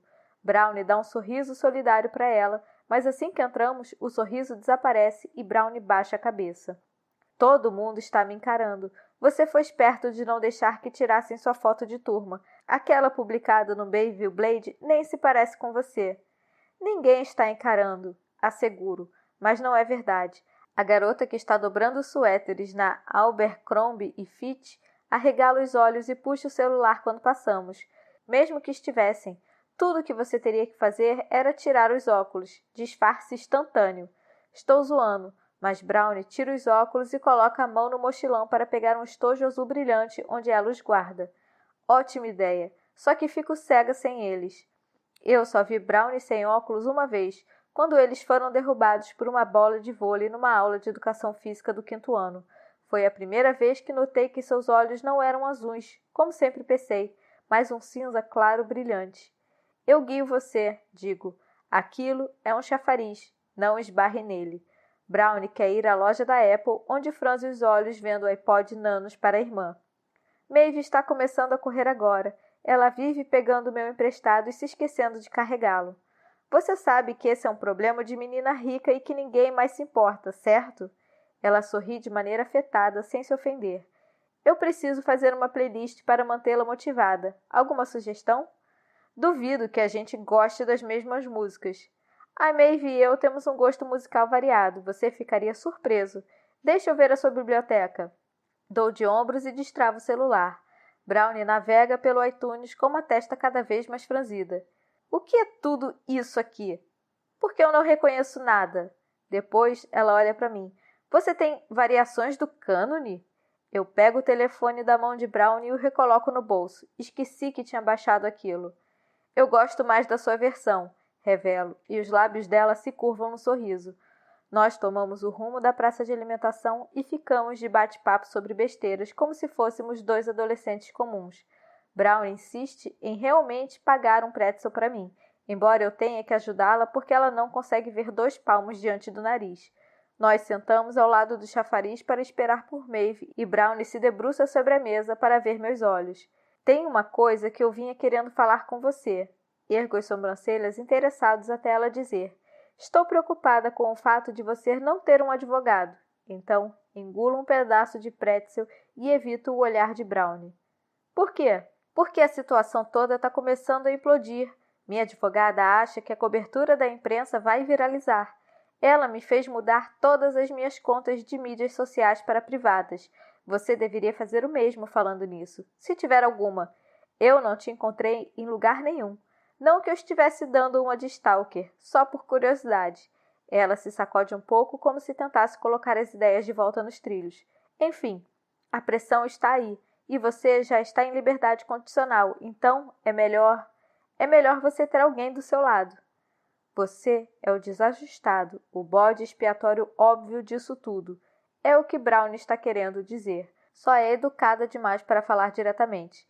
Eu afasto a cadeira da mesa e a inclino para trás, equilibrada em 2 pernas. Isso é uma boa notícia para você, certo? Se eles se concentrarem em mim. Não! Ela fala tão alto que as pessoas na mesa ao lado olham para cá, e Brown baixa o tom de voz. Não! É horrível! Mas eu estava pensando, você já ouviu falar do Até que Provem? O quê? Até que Provem é aquele grupo voluntário de advogados que começou na Faculdade de Direito da Califórnia Western. Lembra? Eles soltaram aquele mendigo que foi condenado por assassinato por causa de um erro no teste de DNA e encontraram um verdadeiro assassino. Não sei se estou ouvindo bem. Você está me comparando ao mendigo no corredor da morte. É apenas um exemplo de um caso famoso. Eles fazem outras coisas também. Achei que valesse a pena dar uma olhada neles. Brownie e a agente Lopes realmente se dariam bem. Ambas têm certeza de que é possível dar um jeito em qualquer problema com um grupo de apoio correto. Parece inútil. Você se importaria se eu ligasse para eles? Eu recoloco a cadeira no piso com um barulhão, perdendo a calma. Você não pode cuidar dessa situação como se fosse o conselho estudantil, Brownie. E você não pode simplesmente esperar para ser julgado e condenado sem provas. Ela espalma a mão na mesa e chega à frente, com um olhar intenso. Cruzes. Brownie é um pé no saco e eu não consigo me lembrar por que eu queria tanto beijá-la há poucos minutos. Ela provavelmente me transformaria em um projeto. Cuide da sua vida. A frase sai mais ríspida do que eu pretendia, mas estou falando sério. Sobrevivi por quase todo o ensino médio sem Brownie Rojas cuidando da minha vida, e não preciso que ela comece agora. Brownie cruza os braços e olha feio para mim. Estou tentando te ajudar. É aí que percebo que Maeve está parada ali, olhando de um para o outro como se estivesse vendo a partida de ping-pong menos divertida do mundo. Cheguei em uma hora? Pergunta ela. É uma ótima hora. respondo. Brownie fica de pé abruptamente, coloca os óculos e a mochila no ombro. Obrigada pela carona. A voz dela é tão fria quanto a minha. Tanto faz. Eu me levanto e vou para a saída sem responder, sentindo uma combinação perigosa de raiva e inquietude. Preciso de uma distração, mas nunca sei o que diabos fazer agora que saí do tráfico de drogas. Talvez parar tenha sido apenas o adiamento do inevitável. Estou quase do lado de fora quando alguém puxa minha jaqueta. Quando me viro, braços dão a volta no meu pescoço e o cheiro agradável de maçã verde me envolve quando Brownie beija meu rosto. Você está certo, sussurra ela com um hálito quente no meu ouvido. Foi mal. Não é da minha conta. Não fique puto, ok? Eu não consigo aguentar essa barra se você parar de falar comigo. Eu não estou puto. Eu tento destravar para devolver o abraço, em vez de ficar parado ali, como um toco de madeira, mas Brownie já foi embora, correndo atrás da irmã. Ed. Terça-feira, 9 de outubro, às 20h45. De alguma maneira, Brownie e Nate conseguiram desviar das câmeras. Cooper e eu não demos tanta sorte assim. Ambos aparecemos no noticiário das 5 da tarde de todos os principais canais de San Diego. Cooper atrás do volante de seu Jeep Wrangler e eu entrando no carro de Ashton após ter abandonado minha bicicleta novinha em folha no colégio e enviado uma mensagem de texto em pânico implorando por uma carona. O noticiário encerrou com uma bela imagem minha que foi colocada ao lado da foto antiga, de quando eu tinha 8 anos no concurso de beleza Little Miss Southeast San Diego, onde, claro, fiquei em terceiro lugar. Pelo menos não há vans quando Ashton estaciona para me deixar no colégio no dia seguinte. Me liga se precisar de carona, diz ela, e eu dou um abraço rápido que a engasga. Pensei que estaria mais à vontade para demonstrar carinho fraternal depois da choradeira da semana passada, mas ainda é esquisito, e eu acabo prendendo o bracelete no suéter de Ashton. Foi mal, murmuro e dou um sorriso dolorido. A gente vai ficar melhor nisso com o tempo. Eu já me acostumei com olhares, então o fato de que eles se intensificaram desde ontem não me incomoda. Quando saio da sala no meio da aula de história é porque sinto a menstruação descendo e não porque tenho que chorar. Mas quando chego ao banheiro feminino, outra pessoa está chorando. Sons abafados vêm da última cabine por quem quer que esteja lá se controla. Eu cuido do meu problema, alarme falso, e lavo as mãos enquanto observo meus olhos cansados e o cabelo surpreendentemente exuberante. Não importa o quanto minha vida esteja horrível, meu cabelo ainda consegue estar bonito. Estou prestes a sair, mas hesito e vou para a outra ponta do banheiro. Eu me abaixo e vejo os coturnos surrados embaixo da porta da última cabine. Janai? Sem resposta, eu bato com os nós dos dedos na porta. É Ed. Você precisa de alguma coisa? Cruzes, Ed, diz Janai em uma voz embargada. Não, vá embora. Ok, digo, mas eu não vou. Sabe, geralmente sou eu que fico nessa cabine chorando sem parar. Então, tenho muito lenço de papel se você precisar. E também colírio. Janai não fala nada. Eu sinto muito pelo Simon. Não creio que isso signifique muita coisa, dado tudo que você ouviu. Mas fiquei chocada com o que aconteceu. Você deve sentir muito a falta dele. Janai permanece calada e eu me pergunto se falei demais novamente. Sempre achei que Janai fosse apaixonada por Simon e que ele não notava. Talvez ela finalmente tenha contado a verdade para ele antes dele morrer e foi rejeitada. Isso tornaria a situação ainda pior. Estou prestes a sair quando Janai dá um grande suspiro. A porta se abre e revela o rosto borrado e a roupa toda preta. Eu aceito o colírio, diz ela ao esfregar os olhos de guaxinim. Você deveria aceitar o lenço de papel também. Sugiro ao colocar as duas coisas em sua mão. Ela solta algo parecido com uma risada pelo nariz. Nada como um dia depois do outro, Ed. Você nunca falou comigo antes. Isso te incomodava? Pergunto com curiosidade sincera. Janai nunca pareceu uma pessoa que quisesse fazer parte do nosso grupo, ao contrário de Simon, que sempre rondou pelas beiradas à procura de uma entrada. Janai molha um lenço de papel na pia e passa nos olhos enquanto olha feio para mim pelo espelho o tempo todo. Vai se catar, Ed. Sério? Que pergunta é essa? Eu não me ofendo, como normalmente me ofenderia. Não sei. Uma pergunta idiota, eu acho. Só agora estou percebendo que tenho um péssimo traquejo social. Janai espirra um jato de colírio em ambos os olhos e as manchas de guaxinim reaparecem. Eu ofereço outro lenço de papel para que ela possa repetir o processo de limpeza. Por quê? Porque, na verdade, quem era popular era Jake, não eu. Eu só estava de carona. Janai se afasta do espelho com um passo. Nunca pensei que te ouviria dizer isso. Sou vasto, contenho multidões. Digo para ela que arregala os olhos.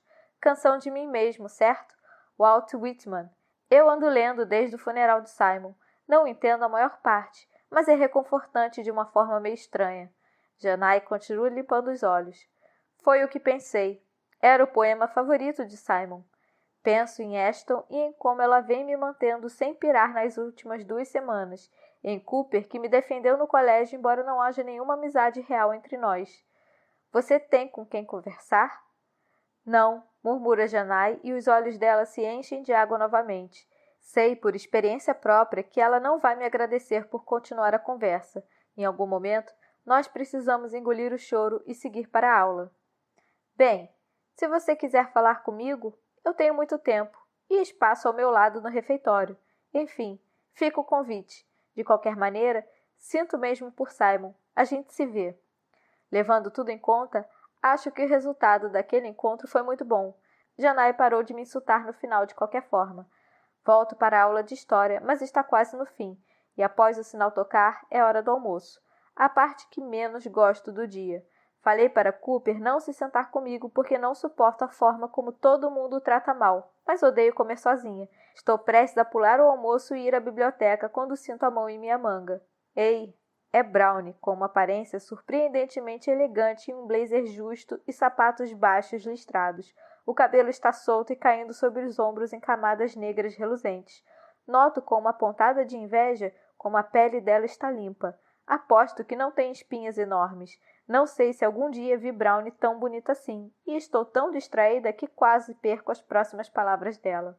Você quer almoçar com a gente? Ah, eu inclino a cabeça para Brownie. Passei mais tempo com ela nas últimas 2 semanas do que passei nos últimos 3 anos no colégio, mas não foram exatamente menos sociáveis. Sério? Bem, nós temos alguma coisa em comum agora, então... Brownie não completa o argumento. Seus olhos se afastam dos meus e imagino se ela acha que eu possa ser a responsável por tudo isso.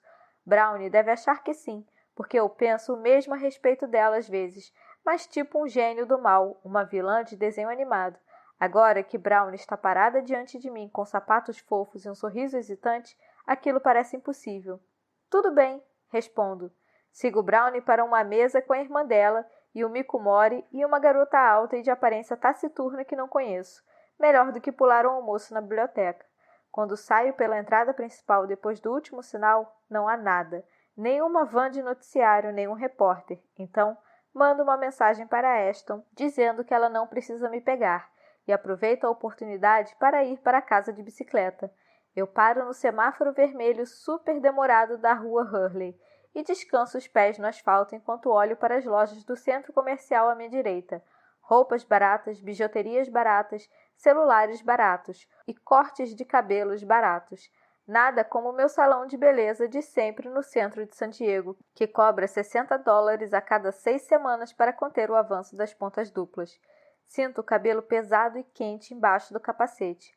Antes de o semáforo abrir, eu viro a bicicleta para fora da rua, subo a calçada e entro no estacionamento do centro comercial. Guardo a bicicleta no estacionamento, do lado de fora do salão Supercuts. Retiro o capacete e entro. Oi! A moça atrás do caixa é apenas alguns anos mais velha do que eu e usa uma regata preta que expõe tatuagens coloridas de flores cobrindo os braços e ombros. Você veio aparar o cabelo? Cortar. Ok. Não estamos muito ocupados, então posso atender você agora mesmo. A moça me conduz a uma cadeira preta vagabunda que está perdendo o estofamento, e ambas olhamos para o meu reflexo no espelho enquanto ela passa a mão pelo meu cabelo. Ele é tão bonito! Eu olho fixamente para os cachos reluzentes na mão da moça. Ele está precisando ser cortado. Alguns centímetros? Eu balanço a cabeça. Todo. Ela ri de nervoso. Na altura dos ombros, talvez? Todo, repito. Ela regala os olhos, assustada. Ah, você não está falando sério. Seu cabelo é lindo. A moça desaparece e ressurge como a supervisora. Ambas ficam paradas ali, confabulando em tom baixo por alguns minutos. Metade do salão está me encarando. Imagino quantos clientes viram o noticiário de San Diego ontem à noite.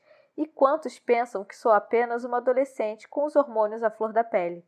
Às vezes, as pessoas pensam que querem um corte radical, mas não é verdade, começa a falar a supervisora com cautela. Eu não a deixo terminar. Estou mais do que cansada das pessoas me dizerem o que eu quero. Vocês cortam cabelo aqui ou devo ir a outro lugar qualquer? Ela puxa um cacho do próprio cabelo louro platinado. Eu odiaria que você se arrependesse disso. Se quer um visual diferente, você pode experimentar. Há tesouras espalhadas pela bancada diante de mim.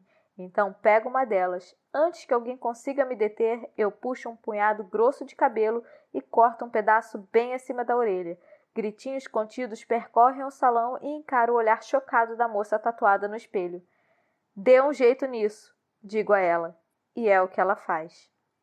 Capítulo 16. Brownie. Sexta-feira, 12 de outubro, às 19h45. 4 dias depois de aparecermos no noticiário local, a reportagem se torna nacional no programa Mickey Raio Powers Investiga. Eu sabia que isso aconteceria, já que a produção de Mickey Raio tentou entrar em contato com a minha família a semana inteira. Nós nunca respondemos, graças a um bom senso básico e também à consultoria de Robin. Nate também não respondeu, e Ed disse que tanto ela quanto Cooper se recusaram a falar. Então o programa vai ao ar em 15 minutos sem comentários de nenhuma das pessoas realmente envolvidas, a não ser que um de nós esteja mentindo, o que é sempre uma possibilidade. A cobertura local já foi suficientemente ruim, talvez tenha sido a minha imaginação, mas tenho certeza de que meu pai fez uma careta toda vez que eu fui citada como a filha de Javier Rojas, notório empresário latino. Ele saiu da sala quando um canal informou sua nacionalidade como chilena em vez de colombiana. A coisa toda me fez querer pela 100ª vez desde que tudo isso começou que eu simplesmente tivesse levado aqueles 5 em química. Maeve e eu estamos esparramadas na minha cama, olhando os minutos passarem no despertador até a minha estreia como uma desgraça nacional. Ou melhor, eu estou, enquanto minha irmã está examinando minuciosamente os links do 4chan que encontrou no site de administrador de Simon. Olhe isso aqui, mostra ela ao virar o laptop para mim. Um longo tópico de discussão aborda um tiroteio em um colégio que aconteceu na primavera passada, a alguns condados de distância. Um aluno do 2º ano escondeu uma pistola no casaco e abriu fogo no corredor após o primeiro sinal. 7 estudantes e um professor morreram antes de o garoto apontar a arma para si mesmo. É preciso ler alguns comentários mais de uma vez até eu perceber que a discussão não está condenando o garoto, mas exaltando-o, um bando de psicopatas vibrando com o que ele fez. Maeve enfia a cabeça nos braços sem querer ler mais. Que diabos é isso? Um fórum qualquer que Simon frequentava há alguns meses. Eu ergo a cabeça para encará-la. Simon postava ali? Como você sabe?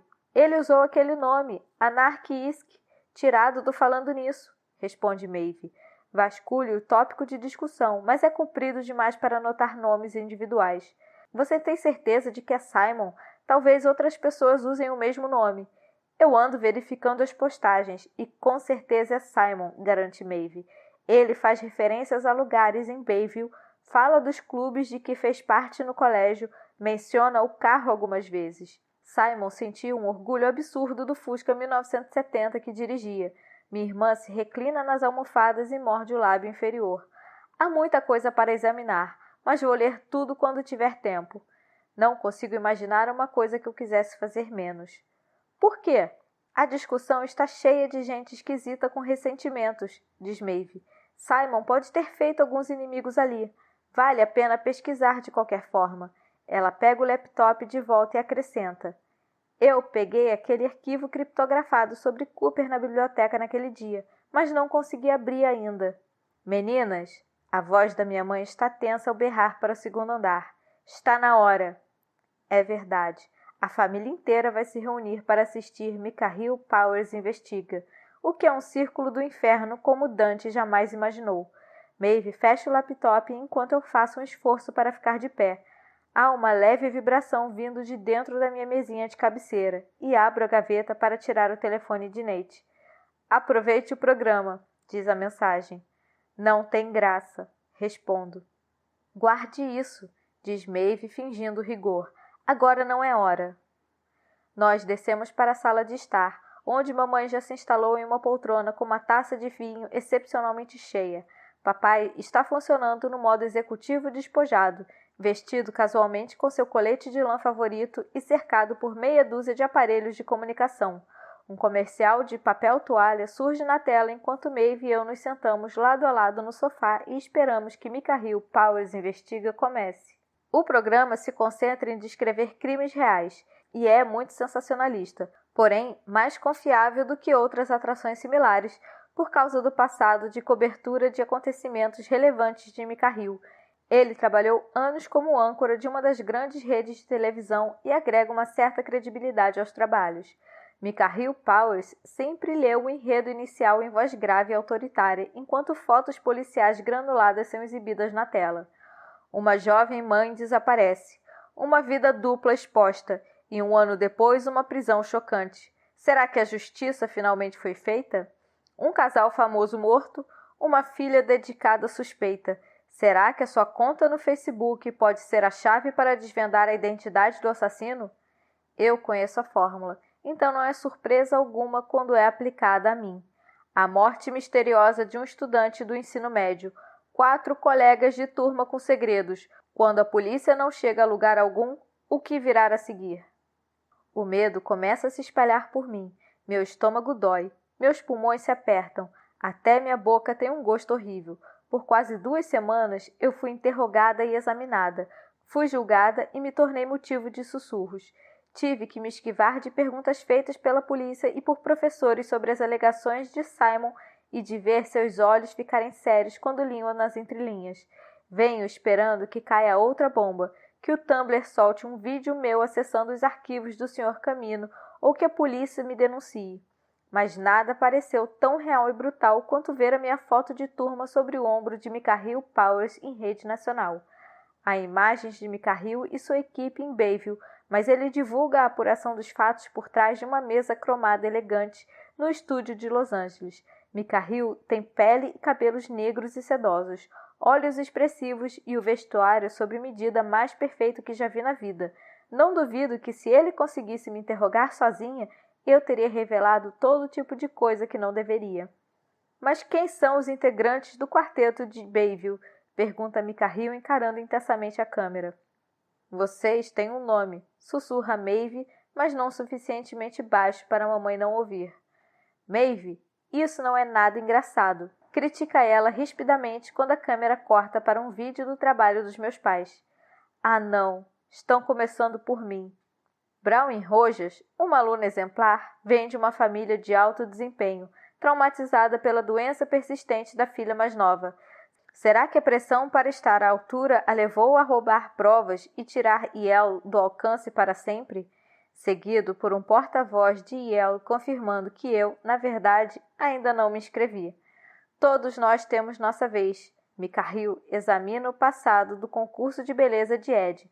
Fala com comentaristas de beisebol sobre a predominância do doping no ensino médio e o impacto potencial na carreira de Cooper, e revela os detalhes sobre a prisão de Nate por tráfico de drogas e a sentença de liberdade condicional.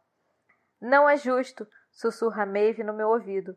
Não falaram nada sobre o fato do pai dele ser um bêbado e a mãe está morta. Cadê o contexto? Ele não ia querer isso de qualquer forma, sussurro de volta.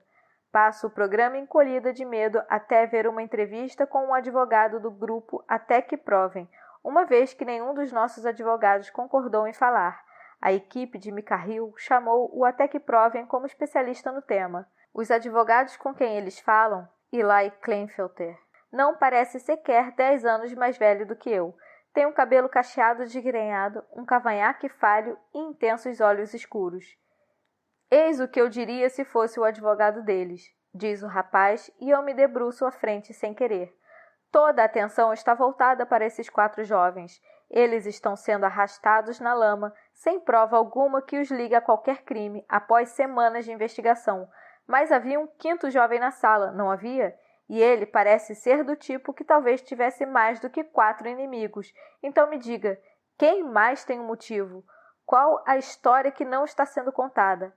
É aí que eu investigaria. Exatamente, concorda Maeve separando cada sílaba. E não é possível presumir que Simon era a única pessoa com acesso ao painel de administrador do Falando Nisso, continua Eli. Qualquer um poderia ter entrado no painel antes dele morrer, ter visto ou modificado aquelas postagens. Eu olho para Maeve, mas dessa vez ela não diz nada, apenas encara a tela com um meio sorriso no rosto. Não consigo parar de pensar nas palavras de Eli pelo restante da noite, mesmo quando estou ao telefone com Nate, meio assistindo a Battle Royale, que é melhor do que muitos dos filmes que ele gosta. Mas com Mikael Powers Investiga e o nosso passeio ao shopping na segunda-feira, em que eu penso sem parar no tempo vago que não me imagino indo para a cadeia, não consigo me concentrar. Muitos outros pensamentos disputam um espacinho no meu cérebro. Nate esteve prestes a me beijar, não é? E eu queria que ele me beijasse. Então, por que não nos beijamos? Eli finalmente falou a coisa certa. Por que ninguém está procurando por outros suspeitos? Imagino se Nate e eu agora entramos oficialmente para a Friend Zone. Mikael Powers conduz investigações em série, então esta situação só vai piorar. Nate e eu seríamos horríveis juntos de qualquer maneira, provavelmente. É sério que a revista People acabou de me enviar um e-mail? O que está acontecendo com esse seu cérebro grande, Brownie? Pergunta Nate finalmente. Muita coisa, e a maior parte eu provavelmente não deveria compartilhar. Quero conversar com Eli Kleinfelter, digo. Não sobre você, acrescendo quando Nate não responde. Só em termos gerais, estou intrigada pelo que ele pensa. Você já tem uma advogada. Acha que ela gostaria que você obtivesse uma segunda opinião? Eu sei que ela não gostaria. Robin só quer saber de restrição e defesa. Não dê nada a ninguém que possa ser usado contra você. Não quero que ele me represente ou algo assim. Só quero uma conversa. Talvez eu tente ligar para ele na semana que vem. Você nunca desliga, não é? A frase não soa como um elogio. Não, admito. E me pergunto se matei qualquer atração esquisita que Nate possa ter sentido por mim um dia. Nate fica em silêncio enquanto assistimos Shogo fingir as mortes de Shuya e Noriko. Esse filme não é ruim, concede ele finalmente, mas você ainda me deve terminar de ver Ringo pessoalmente. Pequenas faíscas elétricas percorrem minha corrente sanguínea. A atração não morreu, então. Talvez esteja sobrevivendo por aparelhos. Eu sei. É meio que um desafio de logística, especialmente agora que somos famosos. Não há nenhuma van de reportagem aqui agora. Pensei sobre isso, talvez algumas dezenas de vezes desde a primeira vez que ele me convidou, e embora eu não compreenda muito do que está rolando entre mim e Nate, eu sei de uma coisa: o que acontecer a seguir não me envolve dirigindo para a casa dele no meio da noite. Começo a enumerar todos os excelentes motivos práticos, tipo que o motor barulhento do Volvo vai acordar meus pais quando Nate me corta. Eu posso te buscar. Suspiro e encaro o teto. Não sou boa em passar por essas situações, provavelmente porque elas só ocorriam na minha mente. Acho esquisito ir para sua casa à 1 da manhã, Nate. Tipo, é diferente de assistir a um filme, e não te conheço tão bem a ponto de não assistir a um filme com você. Ai, Deus, é por isso que as pessoas deveriam esperar até o último ano do ensino médio para namorar. Meu rosto inteiro está ardendo, e quando espero pela resposta dele, agradeço de verdade por Nate não poder me ver. Brownie, a voz dele não é tão debochada quanto eu esperava. Eu não estou tentando não assistir a um filme com você. Quero dizer, claro, se você estivesse a fim disso, eu não diria não, acredite. Mas o principal motivo de te chamar para vir aqui após a meia-noite é que a minha casa é uma merda durante o dia. Em primeiro lugar, dá para vê-la, o que eu não recomendo. Em segundo, meu pai está por perto. Eu preferiria que você sabe, não tropeçasse nele. Meu coração perde o compasso. Eu não ligo para isso. Mas eu ligo. Ok. Eu não compreendo completamente as regras de Nate para gerenciar seu mundo, mas para variar, eu vou cuidar da minha própria vida e não vou dar opinião sobre o que importa ou não. Vamos dar algum jeito nisso. Cooper. Sábado, 13 de outubro, às 16h35. Não existe um lugar bom para romper o namoro com alguém, mas pelo menos a sala de estar da pessoa é reservada e ela não tem que ir para lugar algum depois. Então, é lá que eu dou a notícia a Killy. Não é por causa do que a vovó disse. Já estava para acontecer há algum tempo. Killy é ótima de 1000 formas diferentes, mas não é para mim, e não posso arrastá-la por toda essa situação sabendo disso. Killy quer uma explicação e eu não tenho uma boa. Se é por causa da investigação, não me importo, exclama ela às lágrimas. Eu te apoio, não importa o que aconteça. Não é isso, digo. Não é só isso, de qualquer forma. E eu não acredito em uma palavra daquele Tumblr horroroso. Eu sei, Killy. Sou grato por isso. Sou mesmo. Houve outra postagem na manhã de hoje, exultando a cobertura da mídia. O site do programa Mikhail Powers Investiga recebeu milhares de comentários sobre o quarteto de Bayville. Um nome meio sem graça falando nisso. Eu teria esperado coisa melhor de um programa jornalístico de primeira linha. Alguns pedem por sentença de prisão. Alguns reclamam que os jovens são mimados e têm tudo de mão beijada hoje em dia, e que esse é um grande exemplo disso. É uma grande reportagem. 4 alunos bonitos e famosos, todos sendo investigados por assassinato, e ninguém é o que parece. A pressão está forte agora, polícia de Bayville. Talvez vocês devam examinar com mais atenção as antigas postagens de Simon. Podem encontrar algumas pistas interessantes sobre o quarteto de Bayville. Só estou falando. A última parte faz meu sangue gelar. Simon nunca escreveu sobre mim antes, mas não gostei da insinuação, ou da sensação ruim e intensa de que outra coisa está vindo, e em breve. Então, por que você está fazendo isso? Killy está com a cabeça entre as mãos e lágrimas escorrendo pelo rosto. Ela é uma chorona bonita, não fica vermelha nem manchada. Killy olha para mim com afogados olhos negros. Vanessa disse alguma coisa? Ah, o quê? Vanessa? O que ela diria? Ela tem pegado no meu pé por eu ainda estar falando com Ed. Ela ameaçou te contar uma coisa que você nem deveria se importar, porque aconteceu antes do nosso namoro. Killy olha para mim esperançosamente, e minha expressão impassível parece deixá-la furiosa. Ou talvez você devesse se importar. Assim se importaria com alguma coisa relacionada a mim. Você está sendo tão presunçoso sobre a maneira como Jake está agindo, Cooper, mas pelo menos ele tem emoções. Jake não é um robô. É normal ter ciúmes quando a garota de quem você gosta está com outra pessoa. Eu sei. Killy espera um segundo antes de dar uma risadinha sarcástica. É assim, então. Você não está nem um pouco curioso. Não está preocupado comigo ou quer me proteger. Você simplesmente não dá a mínima. Chegamos àquele ponto onde nada que eu diga estará certo. Foi mal, Killy. Eu fiquei com Nate, confessa ela abruptamente com os olhos fixos nos meus. Tenho que admitir que isso me surpreende. Na festa de Luiz, na última noite do primeiro ano, Simon estava me seguindo a noite inteira e eu estava de saco cheio disso. Daí Nate apareceu e eu pensei, que se dane. Ele é um cara gostoso, né? Mesmo que seja um degenerado completo. Killy dá um sorriso afetado para mim, com traços de amargura no rosto. Nós nos beijamos, basicamente, naquela noite. Aí você me chamou para sair algumas semanas depois. Ela olha intensamente para mim de novo e não sei que mensagem Killy está tentando passar. Então você estava comigo e com Nate ao mesmo tempo? Isso te incomodaria? Ela quer tirar algo de mim dessa conversa. Eu gostaria de descobrir o que é e dar a ela, porque sei que não fui justo com Killy. Seus olhos negros estão fixos nos meus, as bochechas coradas e os lábios ligeiramente abertos. Killy é realmente linda, e se eu disser que cometi um engano, me aceitaria de volta e continuaria sendo o cara mais invejado de Bayville.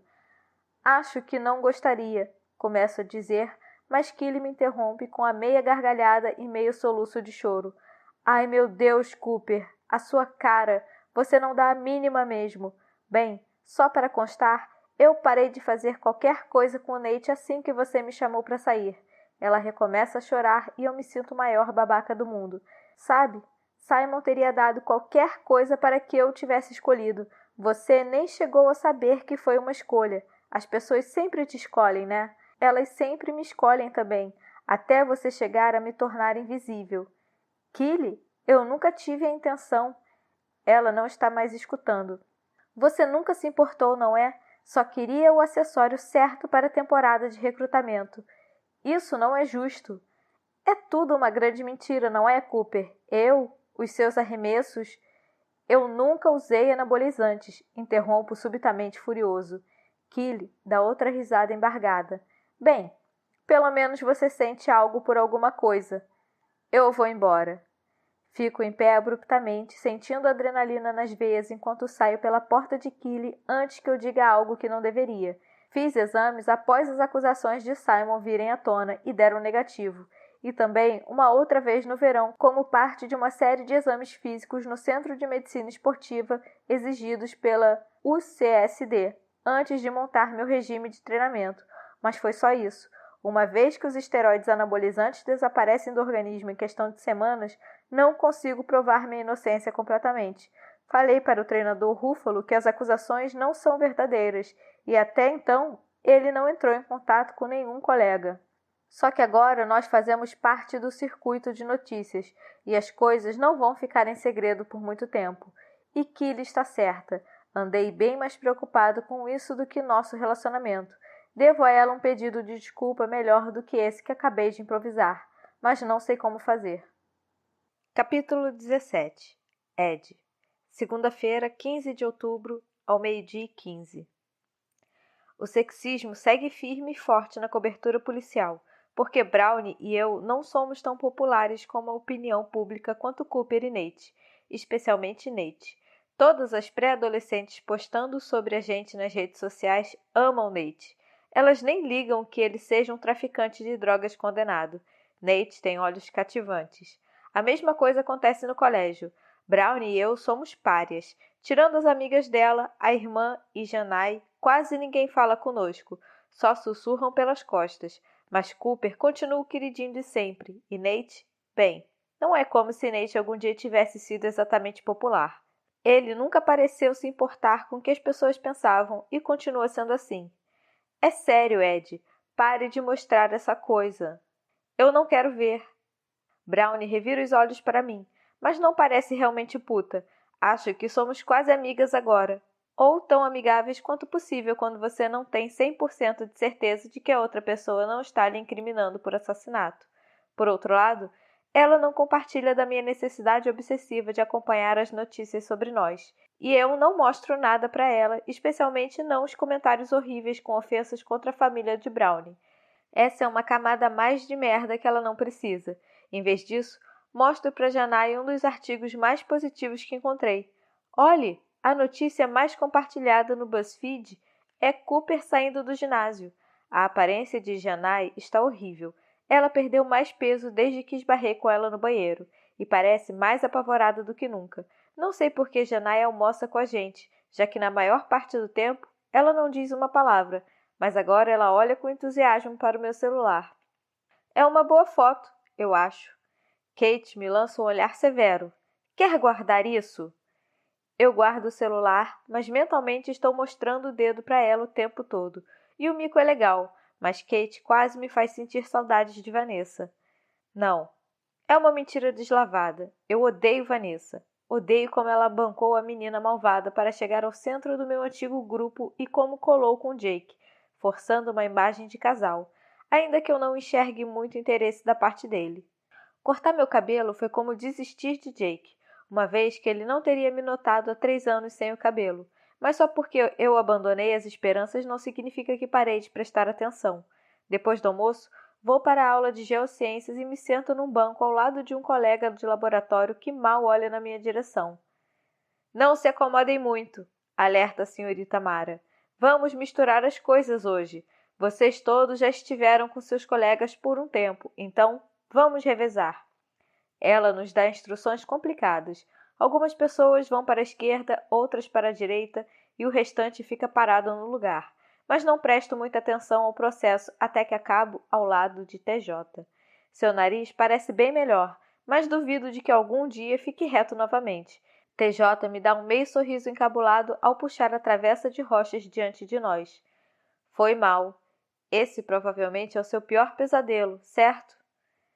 Não fique se gabando, TJ, penso. Ele não tem nada a ver com meus pesadelos.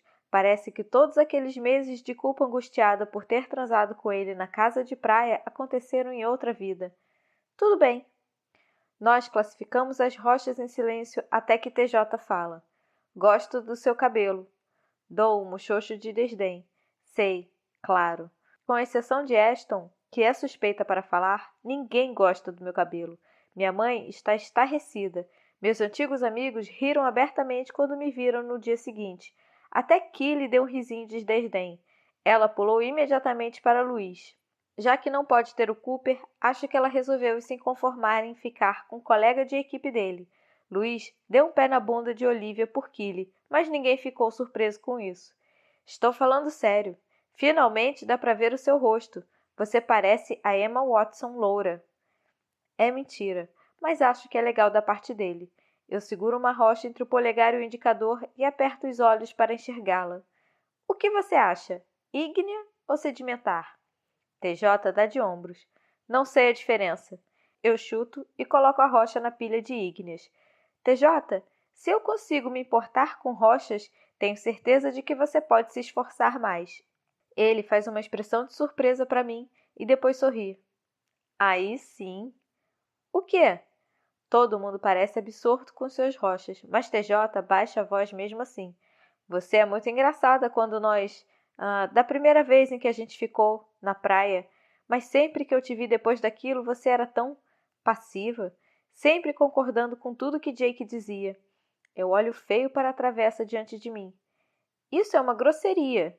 O tom de voz de TJ é brando. Foi mal, mas nunca entendi por que você ficou em segundo plano daquela maneira. Você foi uma diversão e tanto. Ele nota meu olhar feio e acrescenta rapidamente. Não desse jeito. Ah, bem, sim, desse jeito também. Mas, quer saber? Deixa pra lá. Eu vou parar de falar agora. Ótima ideia, murmuro ao pegar um punhado de rochas e soltá-las diante dele. Classifique essas. Pode ser? Não é que o comentário de TJ sobre ficar em segundo plano me magoe. Eu sei que é verdade, porém não consigo assimilar o resto. Ninguém nunca me disse que sou engraçada ou divertida. Eu sempre achei que TJ continuava falando comigo porque não se importaria de me pegar sozinha novamente. Jamais pensei que ele realmente fosse curtir ficar comigo durante a parte do dia, sem o envolvimento físico. Chegamos ao fim da aula em silêncio, a não ser para concordar ou discordar sobre a classificação das rochas, e quando o sinal toca, pego a mochila e vou para o corredor sem olhar para trás, até que uma voz atrás de mim me detém, como se eu tivesse dado de cara com uma parede invisível. Ed! Meus ombros ficam tensos quando me viro. Eu não tentei falar com Jake desde que ele me dispensou no armário, e tenho medo do que ele vai me dizer agora. Como você está? Pergunta ele. Eu quase rio. Ah, você sabe, nada bem. Não consigo interpretar a expressão de Jake. Ele não parece puto, mas também não está sorrindo. Parece diferente de alguma forma. Mais velho? Não exatamente, mas menos moleque, talvez. Ele vinha me ignorando por quase 2 semanas e não entendo por que eu subitamente me tornei visível novamente. As coisas devem estar ficando sérias. Cooper se fechou completamente. Você... Ele hesita e troca a mochila de ombro. Você quer conversar alguma hora? Minha garganta sente como se eu tivesse engolido algo afiado. Se eu quero? Jake espera por uma resposta e mentalmente eu me sacudo. Claro que sim. É tudo o que eu quero desde que aquilo aconteceu. Sim. Ok. Talvez hoje à tarde eu te mando uma mensagem. Jake sustenta meu olhar, ainda sem sorrir, e acrescenta. Meu Deus, não consigo me acostumar com seu cabelo. Você nem parece você mesma. Estou prestes a dizer eu sei quando me lembro das palavras de TJ. Você era tão passiva, sempre concordando com tudo que Jake dizia. Bem, eu me acostumei, digo em vez disso, e disparo pelo corredor antes que ele consiga quebrar o contato visual primeiro. Nate, segunda-feira, 15 de outubro, às 15h15. Brownie se senta na pedra ao meu lado, ajeita a saia sobre os joelhos e olha por cima do topo das árvores diante de nós. Nunca estive no Pico do Marechal antes, confessa ela. Não estou surpreso. O Pico do Marechal, que não é realmente um pico, está mais para um afloramento rochoso com vista para o bosque que cortamos para sair do colégio. É a suposta paisagem deslumbrante de Bayview. É também um ponto famoso para se embebedar, se drogar ou fazer pegação, embora não às 3 da tarde de uma segunda-feira. Tenho certeza de que Brownie não tem noção do que ocorre aqui nos fins de semana. Espero que esteja à altura da fama, digo. Ela sorri. É melhor do que sofrer uma emboscada da equipe de Mikael Powers. Tivemos que fugir de novo pela porta dos fundos quando eles apareceram na frente do colégio hoje. Estou surpreso que eles ainda não tenham se tocado de vigiar o bosque. Dirigir até o shopping center novamente pareceu uma má ideia, visto que ficamos muito famosos na última semana. Então, cá estamos. Os olhos de Brown estão abaixados, observando uma fila de formigas carregar uma folha pela rocha ao nosso lado. Ela umedece os lábios quando está nervosa, e eu me aproximo um pouco mais. A maior parte do meu tempo com Brownie é passada ao telefone, e não sei dizer o que ela está pensando pessoalmente. Eu liguei para Eli Kleinfelter, revela Brownie. Dou até que provem. Ah, é nisso que ela está pensando. Eu me afasto. Ok. Foi uma conversa interessante, diz ela. Ele gostou de ter ouvido notícias minhas. Não pareceu nada surpreso. Eli prometeu não contar a ninguém que eu liguei para ele. Apesar de toda a inteligência, Brownie pode ser uma criancinha inocente às vezes. E de que isso adianta? Pergunto. Eli não é o seu advogado. Ele pode falar com Mikael Powers sobre você se quiser ganhar mais destaque na televisão. Eli não vai falar, responde Brownie calmamente, como se tivesse compreendido tudo. De qualquer forma, eu não contei nada a ele. Não falamos sobre mim, de maneira alguma. Eu só perguntei o que ele achava da investigação até então. E, bem, ele repetiu um pouco do que disse na televisão, que estava surpreso por não se falar mais sobre Simon. Eli acha que qualquer um que cuidasse do seu aplicativo como Simon fazia, pelo tempo que ele cuidava, teria feito muitos inimigos que adorariam usar nós quatro como bodes expiatórios. Ele disse que verificaria algumas das postagens mais prejudiciais e os alunos envolvidos, e que pesquisaria sobre Simon em geral, como o que Maeve está fazendo com o lance do 4chan. A melhor defesa é o ataque? Pergunto. Certo. Eli também disse que nossos advogados não estão fazendo o suficiente para desmantelar a teoria de que mais ninguém poderia ter envenenado Simon. O Sr. Avery, por exemplo. Um toque de orgulho surge na voz de Brownie. Eli disse a mesmíssima coisa que falei, que o Sr. Avery teve a melhor oportunidade de todos nós para colocar os celulares e adulterar os copos. Mas, afora ter sido interrogado algumas vezes, a polícia o deixou em paz a maior parte do tempo. Eu dou de ombros. E qual o motivo dele? Tecnofobia, responde Brownie, que olha feio para mim quando eu rio. Isso existe. De qualquer forma, é apenas uma ideia. Eli também mencionou a batida de carro como um momento em que todo mundo estava distraído e alguém poderia ter entrado na sala. Franzo a testa para ela. Nós não ficamos na janela tanto tempo assim. Teríamos ouvido a porta abrindo. Teríamos? Talvez não. O que eu quero dizer é que é possível. E ele falou outra coisa interessante. Brownie pega uma pequena pedra e a manipula pensativa. Eli disse que investigaria essa batida, que a coincidência foi suspeita. O que isso significa? Bem, tem a ver com o argumento anterior de Eli, de que alguém poderia ter aberto a porta enquanto nós olhávamos os carros pela janela. Alguém que sabia que o acidente ia acontecer. Ele acha que o acidente de carro foi planejado? Eu encaro Brownie e ela evita o meu olhar ao jogar a pedra sobre as árvores embaixo de nós. Então você está sugerindo que alguém provocou uma batida no estacionamento para nos distrair, nos colocou na detenção e passou óleo de amendoim no copo de Simon, que essa pessoa não tinha como saber que Simon estava com o copo se já não estivesse na sala, e que depois ela deixou o copo de Simon por ali, porque é idiota? Não é uma idiotice se a pessoa estiver tentando nos incriminar, salienta Brownie, mas seria uma idiotice que um de nós deixasse o copo ali, em vez de descobrirmos uma forma de se livrar dele. Havia boas chances de ninguém nos revistar logo depois. Isso ainda não explica como alguém do lado de fora da sala saberia que Simon estava com um copo d'água para início de conversa. Bem, é como a postagem do Tumblr disse. Simon estava sempre bebendo água, né? A pessoa podia ter estado do lado de fora da porta, observando pela janela. É o que Eli diz, de qualquer forma. Ah, bem, se Eli diz... Eu não sei por que esse cara é um deus da advocacia aos olhos de Brownie. Ele não pode ter mais de 25 anos. Parece que ele está cheio de teorias cretinas. Estou me preparando para uma discussão, mas ela não morde a isca. Talvez, concorda Brownie passando o dedo pela rocha entre nós. Mas eu andei pensando muito sobre isso ultimamente. E não acho que tenha sido alguém naquela sala, Nate. Não acho mesmo. Eu conheci Ed um pouquinho melhor essa semana. Ela ergue a palma da mão diante do meu olhar de descrença. E não estou dizendo que virei subitamente uma especialista sobre ela ou algo assim. Mas, honestamente, não consigo imaginá-la fazendo qualquer coisa contra Simon. E quanto a Cooper? Aquele cara certamente está escondendo alguma coisa. Cooper não é um assassino. Brownie parece convencida e, por alguma razão, isso me irrita. E você sabe disso porque vocês são muito próximos? Encare os fatos, Brownie. Nenhum de nós realmente conhece um ao outro. Caramba, você mesma poderia ter feito aquilo. Você é inteligente o suficiente para planejar algo tão bizarro e se safar. Estou brincando, mas Brownie fica rígida. Como você pode dizer isso? Suas bochechas ficam vermelhas e dão a Brownie uma aparência corada que sempre me perturba. Um dia, ela vai te surpreender com a beleza que tem.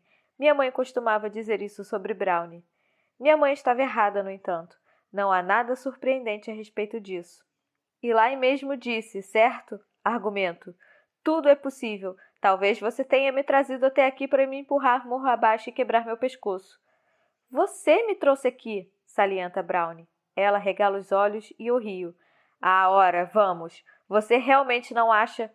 Brownie, isso mal pode ser considerado uma ladeira. Empurrar você dessa rocha não é lá um grande plano maligno se um tornozelo torcido é tudo que vai conseguir. Isso não tem graça, diz ela, mas um sorriso pespaça seus lábios. O sol da tarde faz Brownie brilhar. Coloca lampejos de ouro no cabelo escuro dela, e por um segundo eu quase perco a respiração. Meu Deus, essa garota. Eu me levanto e estendo a mão. Ela me dá um olhar desconfiado, mas pega minha mão e deixa que eu a puxe até ficar de pé. Eu ergo a outra. Brownie Rogers. Juro solenemente não assassiná-la hoje ou em qualquer momento do futuro. Combinado? Você é ridículo, murmura ela, ficando mais vermelha ainda. Me preocupa que você esteja evitando uma promessa de não me assassinar. Brownie revira os olhos. Você diz isso para todas as garotas que traz aqui? Talvez ela conheça a reputação do Pico de Marechal, afinal de contas. Eu me aproximo até que haja somente alguns centímetros entre nós. Você ainda não respondeu à minha pergunta. Brownie se inclina para a frente e leva os lábios ao meu ouvido. Ela está tão perto que posso sentir seu coração batendo quando sussurra. Eu prometo não assassinar você. Que tesão! Falo como se fosse brincadeira, mas a voz sai feita um rosnado, e quando os lábios dela se abrem, eu beijo antes que ela possa rir. Uma onda de energia percorre meu corpo quando pego no seu rosto com as mãos, e meus dedos agarram as bochechas e a linha do maxilar. Deve ser a adrenalina que está fazendo meu coração bater tão rápido. Todo aquele lance de ninguém mais seria capaz de entender essa conexão. Ou talvez sejam os lábios macios e os cabelos com cheiro de maçã verde, e a forma como ela agarra meu pescoço, como se não suportasse a ideia de me soltar. Seja como for, eu continuo beijando Brownie por quanto tempo ela me permite, e quando ela se afasta, eu tento puxá-la de volta porque não foi o suficiente. Nate, meu telefone, diz ela, e pela primeira vez noto um toque de mensagem insistente e dissoante. É a minha irmã. Ela pode esperar. Retruco enquanto enfio a mão no cabelo de Brownie e beijo a linha do maxilar até o pescoço. Ela treme abraçada a mim e ouço um gemidinho vindo da sua garganta, que eu gosto. É só que... Brownie passa a ponta dos dedos na minha nuca. Ela não continuaria mandando mensagem se não fosse importante. Maeve é a nossa desculpa. Brownie e ela deveriam estar juntas na casa de um mico. Então eu me afasto relutantemente para que ela baixe a mão e retire o telefone da mochila. Ela olha para a tela e respira nervosa. Ai, meu Deus! Minha mãe também está tentando entrar em contato. Robin diz que a polícia quer que eu vá à delegacia para, abre aspas, examinar algumas coisas, fecha aspas. Provavelmente a mesma baboseira. Consigo parecer calmo, mesmo não estando. Eles ligaram para você? Pergunta Brownie. Ela parece torcer para que tenham ligado e se odeia por isso. Eu não ouvi meu telefone, mas tiro do bolso para verificar. Não. Brownie acena com a cabeça e começa a disparar mensagens. Devo mandar Maeve me pegar aqui? Fale para ela encontrar a gente na minha casa. É no meio do caminho entre aqui e a delegacia. Assim que falo isso, eu meio que me arrependo.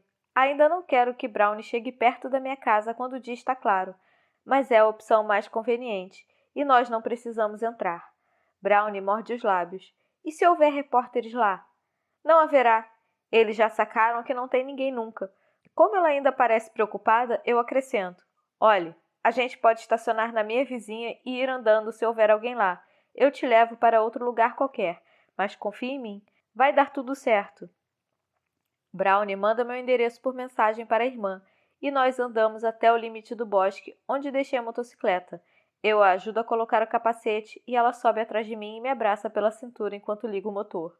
Eu piloto lentamente por ruas secundárias, estreitas e tortuosas, até chegar à minha rua. O Chevrolet enferrujado da minha vizinha está parado na entrada da garagem, no mesmíssimo lugar onde tem estado pelos últimos 5 anos.